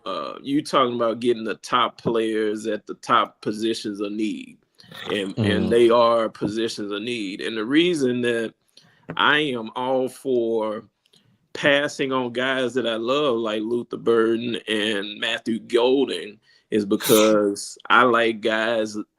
There's other guys that I think we can get with just a slight drop off, as you mentioned. Kyle Williams, I love him. I know I heard some people being negative on him recently, saying he only did good against small schools, but I've seen enough out of him on his ability to be able to show up in this scheme, whatever the scheme is, and be able to be a run after the catch guy. And there's guys like Jalen Royals that will be good. There's even guys later in the draft like a Ricky White. There's guys like who else? It's slipped my mind now, but there's a few other guys at the back end that you can pick up that'll be good receivers as well. And I don't give Caserio a lot of credit, but I'm giving him credit that he has hit in the 3rd round since he's been here.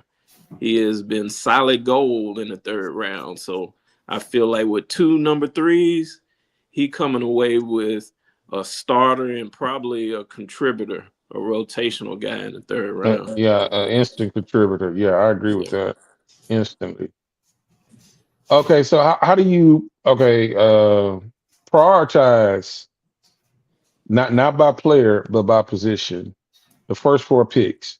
What are you picking? If you in that room and Caserio said, Larry, look, just tell me these are the players these are the position that we need to address. Not the players, but the position. What is 1, 2, 3, and 4? Left tackle, receiver, whether it's an X, a Y, or a Z.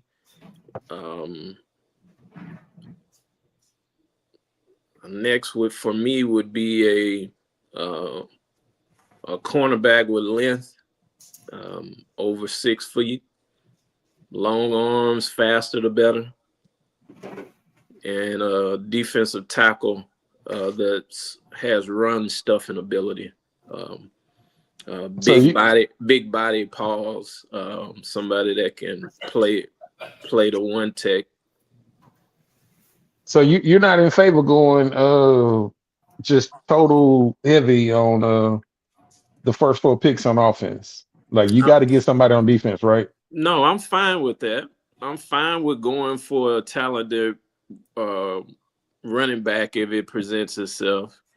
But I'm roster building when I say those four picks. My roster building philosophy begins with the quarterback, of course, left tackle, edge rusher, cornerback 1, wide receiver 1. You have all those except for the left tackle. So anything other than that is gravy. So that's why I laid it out that way. Okay, so you say O-line, and then you said no, I say left tackle. Left tackle. Okay, left tackle. Then you said wide receiver, right? Left tackle, wide receiver, whatever position it is, whether it's another X, whether it's a Z, whether it's a slot like Luther Burden or even Kyle Williams. The what I'm trying to get to is when you said your 3rd one would be cornerback. If there's a specific corner with that third pick that the Texans have, that you say, yeah, I would take him? There's two cornerbacks I like. I don't have their names off top of my head, but they play. One has all the measurables from Iowa State. I think he's a top 100 prospect. Maybe his name is Porter. Darian Porter. Yeah, Yeah. and then there's another guy from Kansas that is a swarm player at corner. Mm-hmm. I want Kansas. that's 6'3", I want to say. Yeah, he's a swarm corner. I don't know his name, but You talking about Jacob Parrish? I don't think that's it. Okay. From Kansas, Kansas. Jayhawks. Kobe Bryant or Kobe Melo Dotson? Bryant. No, not Okay. Kobe Bryant. Kobe something. Kobe is his first name though. It's Kobe Bryant. Okay. Yeah, that guy is a swarm corner. And then big body defensive tackles that can play one tag. I mean, we ain't gonna be able to get Kenneth Grant. That's too high of a draft choice. I wish. Go blue. Maybe you can get Alfred Collins later in day two. Hey, what is the hype around Collins? A lot of people keep talking about him. Yeah, he's a popular name, but he fits, late third round, early fourth round pick. I think he'll be a player to mold and develop. They got him projected as a second late. 6'6", 332. 6'6", 332. Yeah, I like him better than all of the A&M D linemen. Ole Miss has a D lineman. I think his name is Pegas or Pegues. You talking about the cornerback Kobe Bryant from Kansas? Yes. Kobe Bryant from Kansas. Yeah. They got like Lil Wayne, bro. Jesus. And Yeah. Porter from. Okay, so Porter's a big guy. Yeah, I like those guys. Yeah, Porter is 6'4", 200. Yeah, now the guy I like the most, if I have to pick cornerback, it'll be what is he? ECU. Rebels, yeah. He's his comp. He's a second round grade, and his comp is Woolen from Seattle. Tariq Woolen. Yeah, I hadn't watched him a lot. Those other two guys got the type of play style that I think fits D'Amico, and you can develop them. And there's time for them to get some reps and be good in a couple years. Hey, another thing too, though. Now, this draft, I honestly didn't even think about looking at the back end DBs until last week because our secondary is it's tenacious. Yeah. But you always want to go back to when we had Rick Smith. You always want to leave a draft with at least one DB, whether it's a safety or a cornerback. You at least want to get one guy, and that's either for depth, special teams. You know what I'm saying? Absolutely. We got to get corners because we got some veteran guys that have a pretty lengthy injury history. I like the Ronald Darby pickup, but he stays injured and he's only on a 1-year deal. We don't have any young guys that are really good. Darby's going to be a special teams guy. I don't see him coming in making an immediate impact. Yeah, I don't see Darby. Darby too old to play special teams. He gonna be. If he can't be the third corner, he just gonna get cut. You brought Tremont Smith back to be your special team guy. I like him too. To replace Chris Boyd, a bipolar self. Hey, let me ask y'all this though. I don't know how you guys feel about players and the numbers they wear, but I seen today on the page I follow on Twitter. It's about I'm big on that. Okay, the page, I forget the name of the page. Sorry to not be able to credit them at the moment, but this page they update everybody like league wide on who's changing numbers and who had the number previously. Darby has 21, which was recently worn by Kalen Bullock. How do you guys feel about that? So that means Bullock going to a single digit. I actually like Bullock at 41. 21 was kind of, pretty cool. I mean, I know he was number 7 in college, but, we already got a number 7 and they ain't going nowhere. So the only number I can see him probably potentially moving to would be number 1. 6. Mm, We got 6. We got 1. We got 2. 2's available, but we didn't bring back Woods. Yeah. 1, 2, 6. Like Brevin Jordan don't deserve a single digit. You mentioned numbers. Yeah, I'm real picky about who should have single digits. If you ain't a baller, you shouldn't have one. I agree. And so Brevin Jordan should be like 89 or something. He a back of the roster guy, bottom of the roster guy. I think Brevin gonna have a breakout year though. Hey. Man, I don't know why Houston fans have so much confidence in this gentleman. Well, You I know know. what? I know. I'm gonna let you hit it. Hey, I'm speaking from a biased point of place. You know what I'm saying? I'm his male man, so I mean, and I know the guy personally. I talk to him frequently when I see him. So I mean, that's my personal attachment. Like from what he's telling me, he's working out. He's got bigger. You know what I'm saying? He's feeling good, moving around, real agile. So he can't get taller though. Of course not. I mean, he's 6'3" though, ain't he? He's 6'3". I'm 6 even, so he's probably like right at 6'3". I'm 6 even, so he's a tad bit taller than me. So maybe. Here's my thing with Brevin. Brevin shows more speed than the average tight end, but everything else that entails to be a complete tight end, he lacks. He's a below average blocker. It seems like he didn't pick up the scheme like pretty like fast. But there was something that kept him around. And this is his third regime. Yeah. You know, and they kept him around. And the thing about it is at the position. Now, here's the thing, Larry. I want you to look at this. Haley has a lot of experience coaching tight ends. If we break around September and he's not on that 53, then I can give it to you and say, hey, yeah, he just wasn't what we thought he was. Right. If he makes that 53 under Kaylee, there's something in there that they saying that his speed, agility, the way that we can use him, it can be advantageous for this team. I just don't think we've seen the best of him. And that was something that me and Patton was talking about earlier.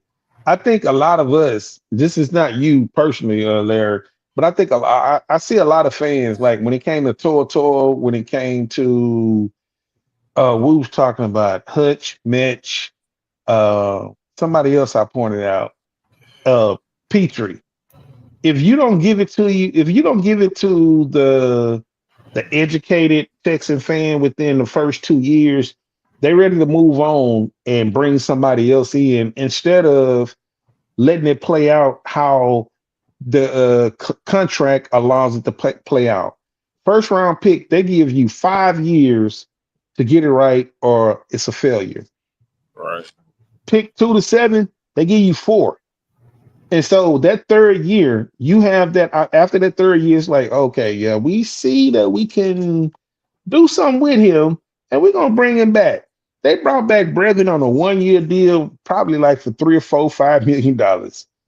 They're saying like, we're not sure, but we don't want this talent to walk out of the building and he goes somewhere else, something that we cultivated, and now he shines somewhere else, being a third tight end. So that's why I look at Brevin. Brevin is still a guy that's a converted wide receiver that's faster than probably about, majority of the tight ends that's in the league. And I think with Kaylee working with tight ends, we probably can see something. So I'm just, let me put on my Texas lens because I'm these are my Texas glasses. I'm hoping Brevin have a pretty good, decent year, man.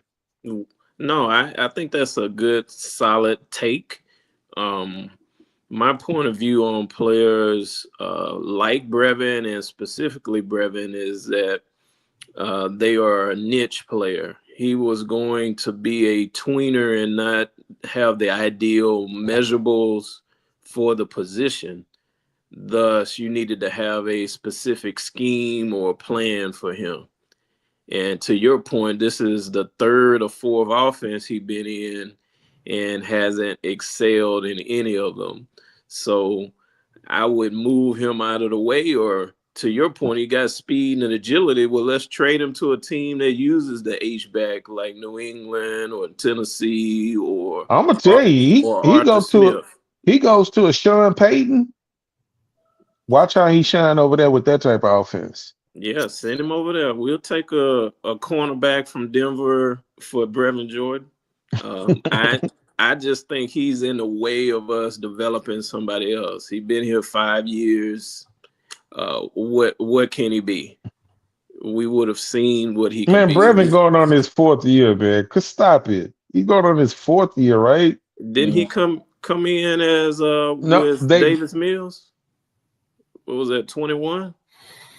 So he going on to his 5th year? 22, 23, 24, 25. That's 5 years.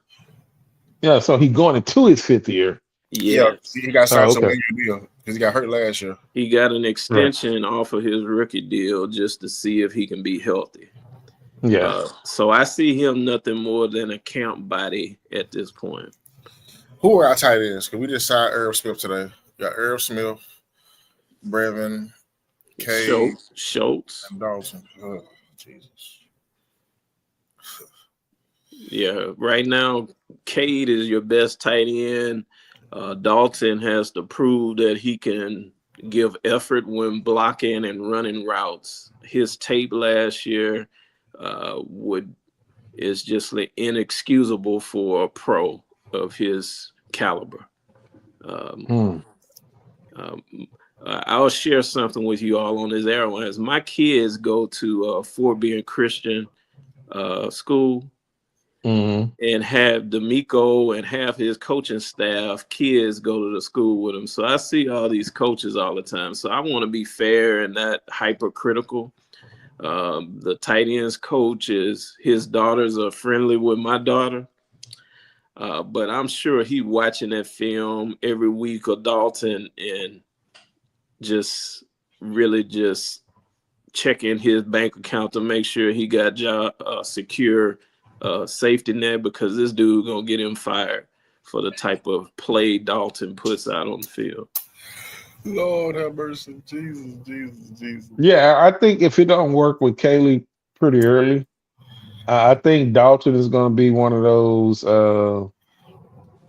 He's going to be one of those guys that's going to be not a healthy scratch, but he's going to be a guy that starts, but he's not going to have pivotal minutes. I think they're gonna give Stover every opportunity to win that position, and I just think that Dalton Schultz can take I think he could take a back seat. Like you mess around and get Harold Fannin. Man. Hey, they might take a cap hit on Dalton. Well, that's the trade-off, Cal, is that Harold Fannin is in there to replace someone like Brevin Jordan. He is not a prototypical tight end. He is a gadget move guy that you can get the ball to. So, hey, if you brought me in Harold Fannin, I'd tell Brevin Jordan, we'll trade you for a 9th round pick, and there's only 7 rounds in the draft. Yeah, that's what I'm saying. Is players like that got to be moved off your roster for new people. So according to y'all, I got to give my guy a change of address, is what y'all telling me. No, he can stay living in Houston. He just gonna play somewhere else. He gonna need to change address. Hey, well, once athletes come to Houston, man, they never leave, bro. Yeah, it's so many former athletes that live in Houston that people don't even know, man. Like, it's a lot of them that's still stay here. He ain't gonna go nowhere. But I think, man, put it like this. I bet $2 to $3 that Brevin Jordan is gonna make the 53-man roster this year. I mean, just think about it. You all have done on your show a lot of talk about Kaylee and Casario's roots in New England. besides Aaron Hernandez, they never had small gadget tight ends. So these guys don't fit what they want. So we need more prototypical tight ends, height, weight, speed guys that can block and catch the ball when they open. So I would expect to see a CJ Fedora kind of tight end get added to this roster. A big body type of block first, but can catch also. Right. Okay. Because I Okay. heard Patton say Jay Bruner earlier, that Irv Smith was Jay Bruner. I chuckled at that. Irv Smith had his best blocking performance of his career with us last year. So That's what I'm saying. I hope that he can play with that same tenacity that he brought last year to hold his roster spot. Because he gave the effort that we want Dalton to give. That's 4 tight ends, man, and I still want us to add them. This is me again being biased, but I want my guy Skywalker, man. I feel like he's the guy that, with the proper coaching and better quarterback play, because he had Pittsburgh quarterback play an hour for his whole time being there, and of course he was also injured his first few years there as well. But he's a guy that, given a little time, the TLC coaching wise, can be the complete package. Like I just feel and if I can, let me back up a little bit about draft. The way I see the draft is more old school, like a Ozzie Newsome. Yeah. I mean, those type of guys build their teams through the draft with high talent to have starters in the first round, second round, and third round or later are development players that can give rotation as they come in, learn your system, and prove that they can be a pro. Right. Also, you utilize the undrafted free agent pool, especially priority street free agents, to bring in competition to compete to be a rotational player. And then eventually those guys can build the bottom of your roster. We don't. I think the draft is so glorified, and we love it. I'm a draft nigga like Patton. I love it, but we can't expect to get Hall of Famers in every round of the draft. Not even in the first round. We're looking for a starter in the first round, and or a replacement starter in the next year or so. I.e., when we drafted Whitney Merciless. Oh God. Right. Whitney Merciless was drafted to replace Connor Barwin. Yeah. He wasn't drafted to be a franchise edge setter, 15 sack guy, but he was drafted to keep your roster intact, of having a quality pass rusher to go along with your franchise pass rusher on the other side of J.J. Watt, or we had Brooks Reed, we lost Mario Williams and Connor Barwin. So Whitney Merciless was that next guy to come into the rotation. Right. I'm gonna hit on that, but let me hit on something real quick. I was watching film the other day, and the one guy that popped up on the film, I was like, man, this dude was a big body guy, very light on his toes, can block, and wasn't a hell of a blocker, but he ran pretty good routes. Y'all remember Darren Fells? Yeah, big guy, big body. Yeah. Darren Fells is probably what I mean. I would love for us to get a Darren Fells. Like, he's bigger than any tight end that we have right now, and he ran a route. So when he's on the field, like with Stover's going to be that future starter because he can block and he can run routes. But also, I was thinking about when I thought about Brevin Jordan, I was thinking about Jordan Akins also. Yeah, similar type of player. Similar type of player. Like, Not a prototypical Still tight hard. end, but somebody that you can kind of gadget, line them up in on like a former wide receiver that was transitioned to a tight end, and you know. But that was just one of the that was something that I just wanted to hit on the tight end side of it. Oh, dude, we damn near 2 hours. Real quick, Larry, who's the running back that stuck out to you the most during this draft process for you? Hmm.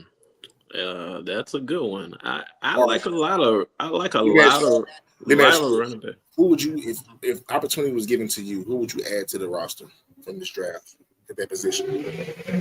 Man, I like a lot of those guys. I like the two Ohio State backs. I like Johnson from Iowa. I like Smith from SMU.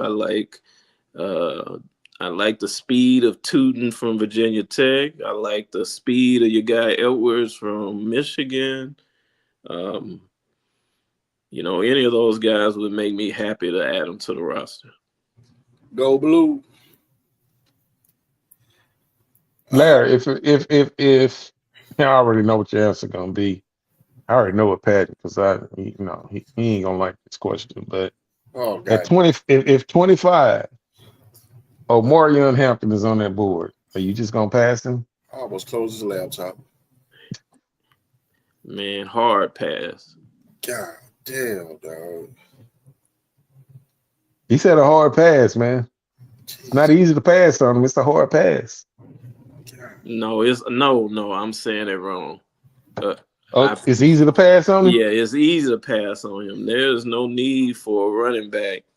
Um, it's a luxury to have a running back, and I would not take him. Now, if I'm Harbaugh and I'm running this smash mouth scheme, sure, he fits that, but he doesn't fit what we're trying to do over here. We got an elite quarterback that we're trying to get weapons on the outside, out of the backfield. Um, Hampton is a solid prospect that can run the ball and run the clock out, but I don't see him as a first rounder for this team. And the draft is littered with quality running backs of your choosing at any point in the draft. Okay. Well, As, let me let me as let me much let as me I let me. want Damon Let me Pierce gone and Dare gone and J.J. mhm. Taylor gone, I would not invest in a first round running back. But if one of the Ohio State boys in the second round and I like already have, Henderson. I like Henderson. I love Henderson. But let me ask you something. In the Texans' history, just off of skill, not even just with yardage and whatever, but just skill wise, coming out of college, what they did in college, how they was projected to run the ball, whatever. How do you rank the top three Texans running backs in history? coming out of college, Like coming out of college, like if like who we have, like I want you to rank like the reason why I'm asking it this way, I'm phrasing it this way because I'm looking at Mixon and he's a Texan running back right now. yeah. Not from what he's done yardage wise and whatever, but I'm just saying just skill wise. Mixon is, Who's the top three running backs in Texans history? We close to 25 years now. Who's the top three? and you talking about when they were coming out of college, not what Like they did once they got here. combine it both. Coming out of college when they got here. I don't want you like you can't say Amon Green, you know, because he didn't do nothing here, At but he all. did something in Green Bay. Right. So what I'm Okay. saying is, as a Texan running back of okay, put it like this. Let me trim the fat. Top three Texans running back in Texans history. Easy. There's Arian Foster, Steve Slayton, and Dominic Davis. You taking Dominic Davis Lamar Miller. over Mixon? Mixon only had 1 year. Lamar Miller had a solid career, but See, Dominique okay, Davis I was the think whole offense. that's why I tried to phrase it like skill wise. So the point that I'm trying to get to is we've never in our Texans history addressed running back. Everybody always told me, "Oh, well, you can just go find a running back somewhere." Tried draft And you wise, we've tried. know what I'm saying is this is the reason why I know we're not going to draft Omarion Hampton. I know we're not. But I'm just tired of the philosophy of after 25 years of people telling me, well, you can just go get a running back. Yeah, You can just go get one. Somebody just gonna follow you and bam, he's going. No, our best running back was an undrafted free agent in Arian Foster. Yeah, I do. I follow what you putting down, Cal. You don't agree with the lack of intentionality around getting a franchise running back via the draft. There is no Saquon Barkley, no Marshall Faulks, no Emmitt Smith. I think maybe Genty could be an Emmitt Smith in the running style, but he is not dynamic enough for me to take in my franchise team. But if I'm the He's gonna Raiders, if he's I'm the Raiders Ladanian. and Pete He's Carroll and Ladanian. give him 30 carries, yeah, go ahead and invest in him, He run him 30 he's times. he's he's gonna be what Ladanian was, in my opinion. That's yeah, that's a good take. He can run the ball like LaDainian. I hadn't seen it's a him big shooting receive. skill, bro. I hadn't seen his receiving skills to that point. Yeah, They that they're okay for what you're gonna get out of here. They're okay. Yeah, but there is no running back in this that's available in this draft that I would spend high draft capital on. Now, if we had 25 and a Saquon Barkley is there, yeah, I would trade up for him, regardless of who we got at running back right now. But there is not that dynamic player available. I said okay. the other day, man, on the last show that there are no generational running backs in this draft. They're good. Yeah, good. All these guys have to go to the right scheme fit. Like the guy I'm head over heels for right now is Caleb Johnson. To Yeah, me, he's Caleb nice. Johnson reminds me of Aaron Foster, but our runs that outside zone stretch. Most of his running plays where he breaks is either to the right or to the left. He's not running much up in between the tackles. He's running outside. And I keep saying this too. We won't know exactly what it is we're running. Like I'll be able to give the people a better gauge on the type of offense we're going to run based off the players we draft after the draft. Once the draft is concluded, I can look at what we got, go through my notes. Okay, this guy's good at this guy's good at that. This is what we're doing. Yeah. You know what I'm saying? Right now, we all just throwing darts at a board, at a wall in the dark. Yeah, you and I on the same page with that we don't know what we're going to be running.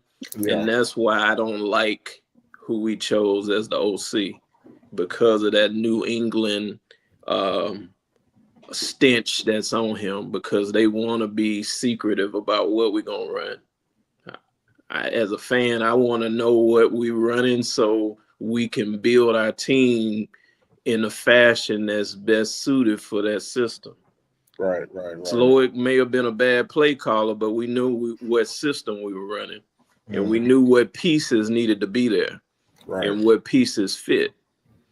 We knew that Damian Pierce, after he was running into people's backs, didn't fit. Yeah.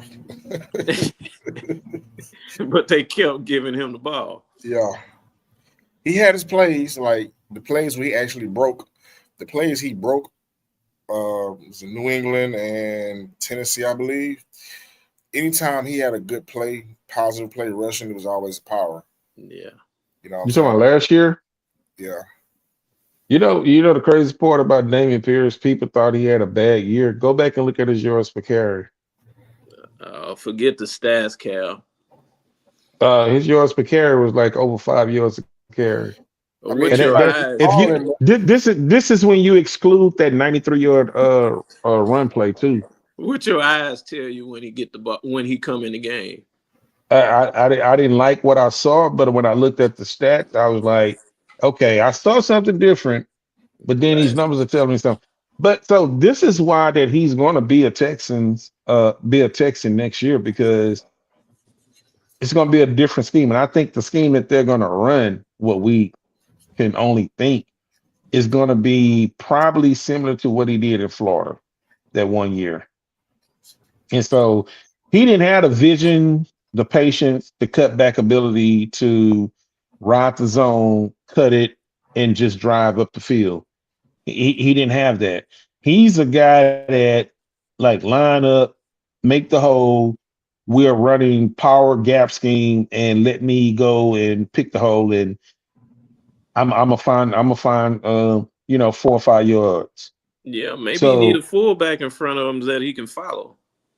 he gonna run up the fullback ass too, man. He gonna run up anybody ass. The referee, the fullback, the sideline judge. It don't matter, man. Yeah. But I just think that, man, I think that this scheme, because this is what probably is going to be closer to what they did in Florida.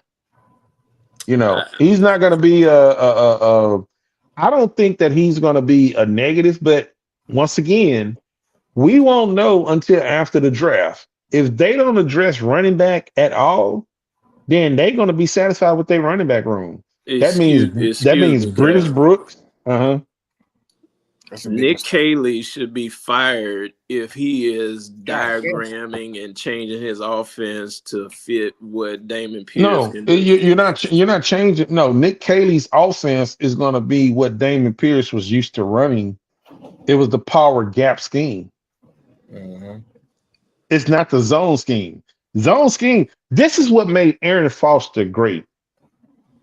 His cutting ability. Like when I watch it, go back and watch Aaron Foster. If you take the number off the back, you would swear you was watching Roger Craig, Marcus Allen, uh, Eric Dickerson, the way that they were able to just watch that hole and just bam, cut it in.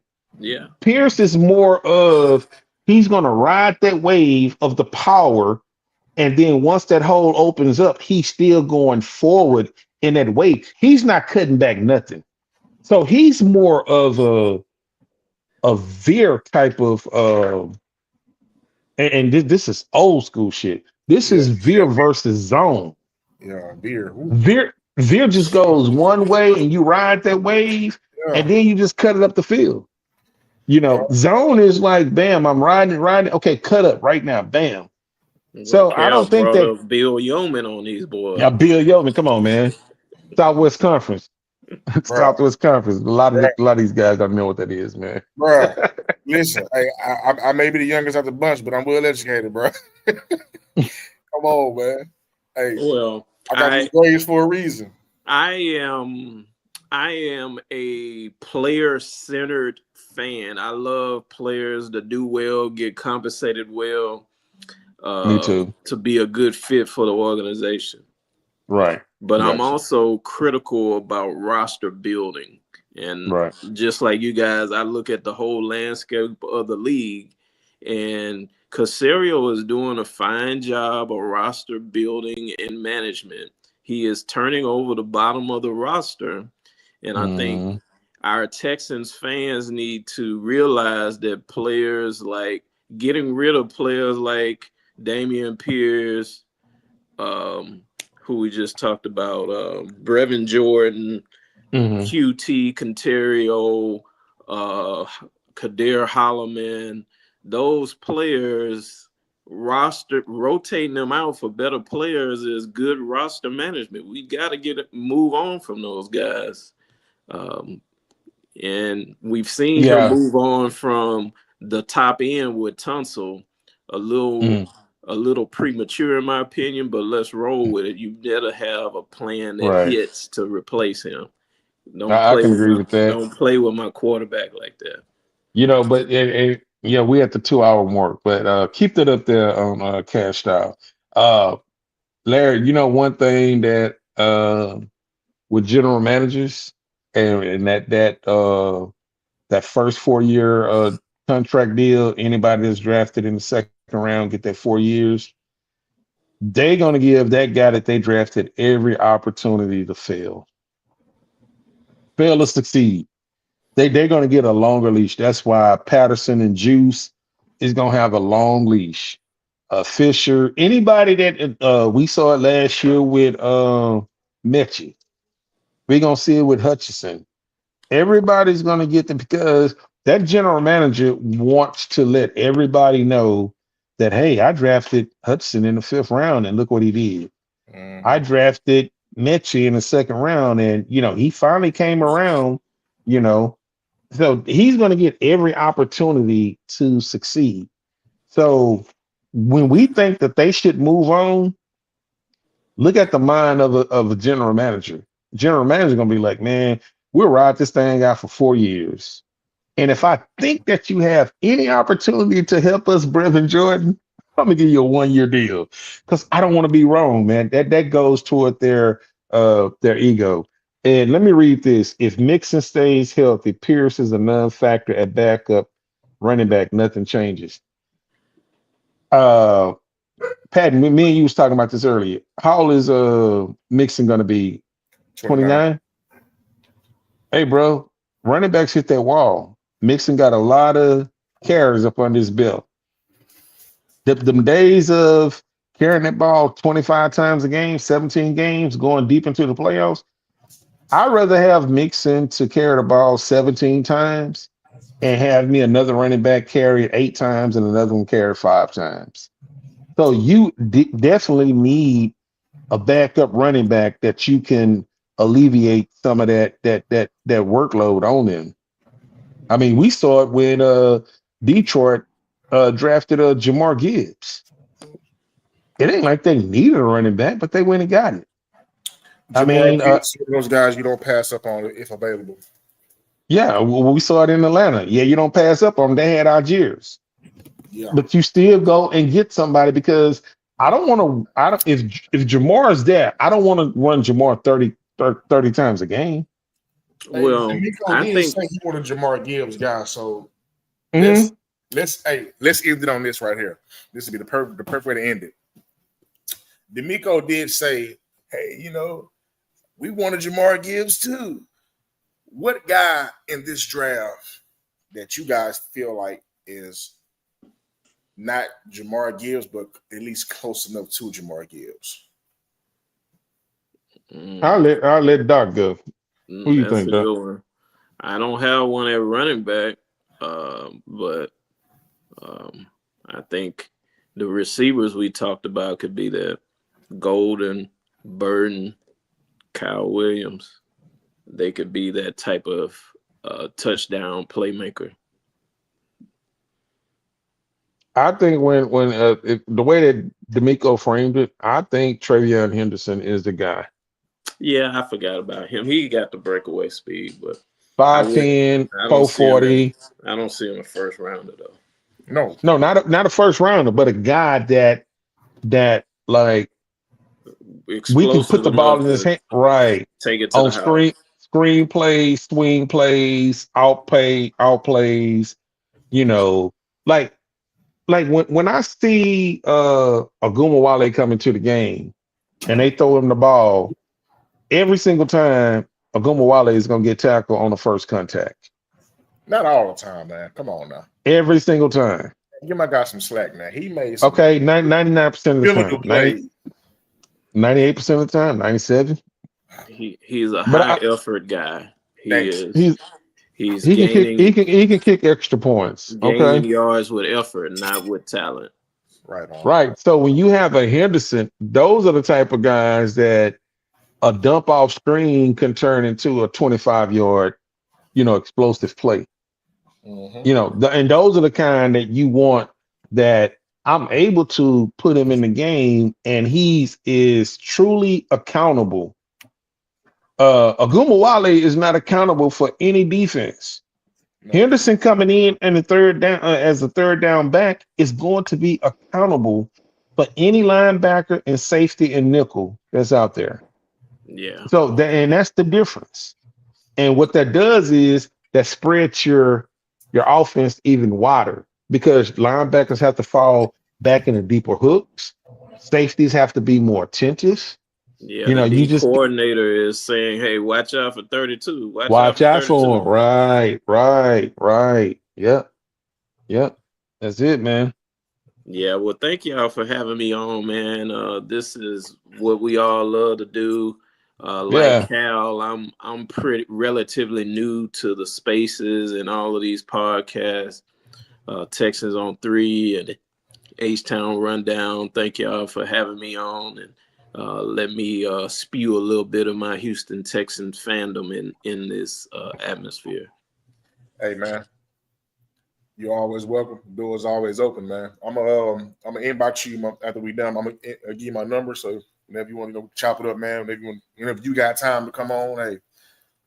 Yeah, Yeah. and we definitely, y'all, if y'all want to have me back for draft analysis after the draft, that would Hey, be awesome. we want to have you pre and post. Yeah. Okay.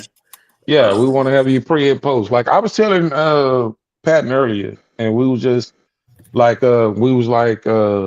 know, my boy Nitty, you know, he had to take care of something. And he was like we can run it 2 man. I said, why don't you Kyle Payton, man? I mean, yeah, Kyle Payton. And he was like, you was the first person that I thought of oh, I that could appreciate come that. in, as a guest, because man, you know, names slip me real quick. And every time that I've been on the spaces or whatever, you be like, man, who is that tight end? Oh man, you talking about Akins. I'm like, boy, you be right on time, man. Like it's Yeah, like you my conscious, man. So you yeah, was the just first person that I thought of. So now we'd like to have you on pre and post, man. Like, and appreciate it. anytime that you just feel like just coming in, like, and I'm quite sure Patton and Knitting feel the same way. I'm Man, here. you just want to come in for 15 minutes and talk, drop in, just say, hey man, this is something that I thought about. You ain't got to go through the comment section. Just come in and just say, hey man, I want to, you know, come in. Yeah, the door is open for you, man. And Appreciate that's that, funny. man. That's funny coming from me because I'm the third man that's been initiated into the group. But hey, I just Everybody, love your we I make love plays. I love your intellect, man. I love your intellect, bro. We Well, all make plays, man. That's what it is. I joke with my at my barbershop all the time. During my haircut time, I got a pastor in the chair right before me, and Mm. they call me the GM. And I said, you know what? One of these days, I'm gonna have more scripture in my head than I do all these draft prospects. I guess I'm God, supposed to say pause after that, but uh, that's pause. this is Yeah. it's enjoyment to watch all of the NFL, not only the games on Sunday, but I love the off season and how these rosters are built and players are Hmm. acquired. Um, and That's a good group to be around. Yeah, definitely, man. So on that note, Pat, you want to go and shut it down, bro? Yeah, man. Hey, we got up to 161, man. I appreciate everybody that came through. Hopefully you left with some knowledge. You learned something new, you know what I'm saying? Shout out to the day ones. My guy Brandon pulled up. Cash Style Flow. My boy Shep, man. Kinfolk, Ruben, Texas Tangent, Brandon, my boy Chill, aka Willie Jackson, Allen. Yeah, shout out to Ruben, man. Did y'all see how he traded up for Calvin Banks? That was a shrewd GM move. I didn't see that. I ain't see that. Yeah, they did a Bleacher content creator mock draft where they allowed Oh, okay. trades, and Ruben Oh, okay. traded an extra third up to I think 20 or 21. No, he traded with Green Bay to get Calvin Banks. And all he gave Okay. up was he swapped thirds, and I think he gave up an extra 4. So Oh, shrewd GM in there, Ruben. I don't know about Oh, that. okay. So Hey, we man. was at 24. We moved up to what spot from We were at 25 to what? 25. He moved up to 23 with Green Bay. I told you, Patton. I told you that's what it took. I Yeah. told you that's exactly what it took. Fuck that. Give me my credit, bro. Come on, You give my got it. credit. You got Give it, my credit, man. I told you. I said, man, you got to give up an additional. You swap that two spaces, and you give up an additional 4. I want to keep my first round pick. Maybe I'm being greedy. I don't know. Yeah, you being greedy. Yeah. I gotta eat. Hey, Peyton. Yeah. That boy that go to a buffet and still want to take home a to-go styrofoam. That's just being greedy, man. Hey, check that web I put in the chat there. That will give you Draft draft value chart. Okay. You can put in your team and it gives you the total points for your draft, your team's draft. Okay. Check that out, man. All right. Well, to everybody that's in the bull ring, man, we appreciate y'all, man. And hey, we'll be back Tuesday, same time. You know what I'm saying? Hey, Larry, if you're available, you are always more than welcome. Hey, Texas on 3, man. Let's get it. Yeah. 1, 2, 3. Hey, boy, I knew you was gonna say that. I knew you was gonna say that, man. Can I live, bro? Oh, that's what's up. Hey, man, great show, man. Great show, man. I gotta let this beat, you know what I'm saying? Hey, and shout out to Nitty too, man. Nitty, we held it down without you, bro. Yeah. Home, man. Head is banging like this beat is, but hey. But hey, man. I want to rap right now, man. This beat makes me want to rap. Go ahead. Hey, man, go ahead and show, man. Go on and get man, my wife I'm done, man. I'm done. Hey, my man. wife that came down here 3 times. Like, you still talking, like.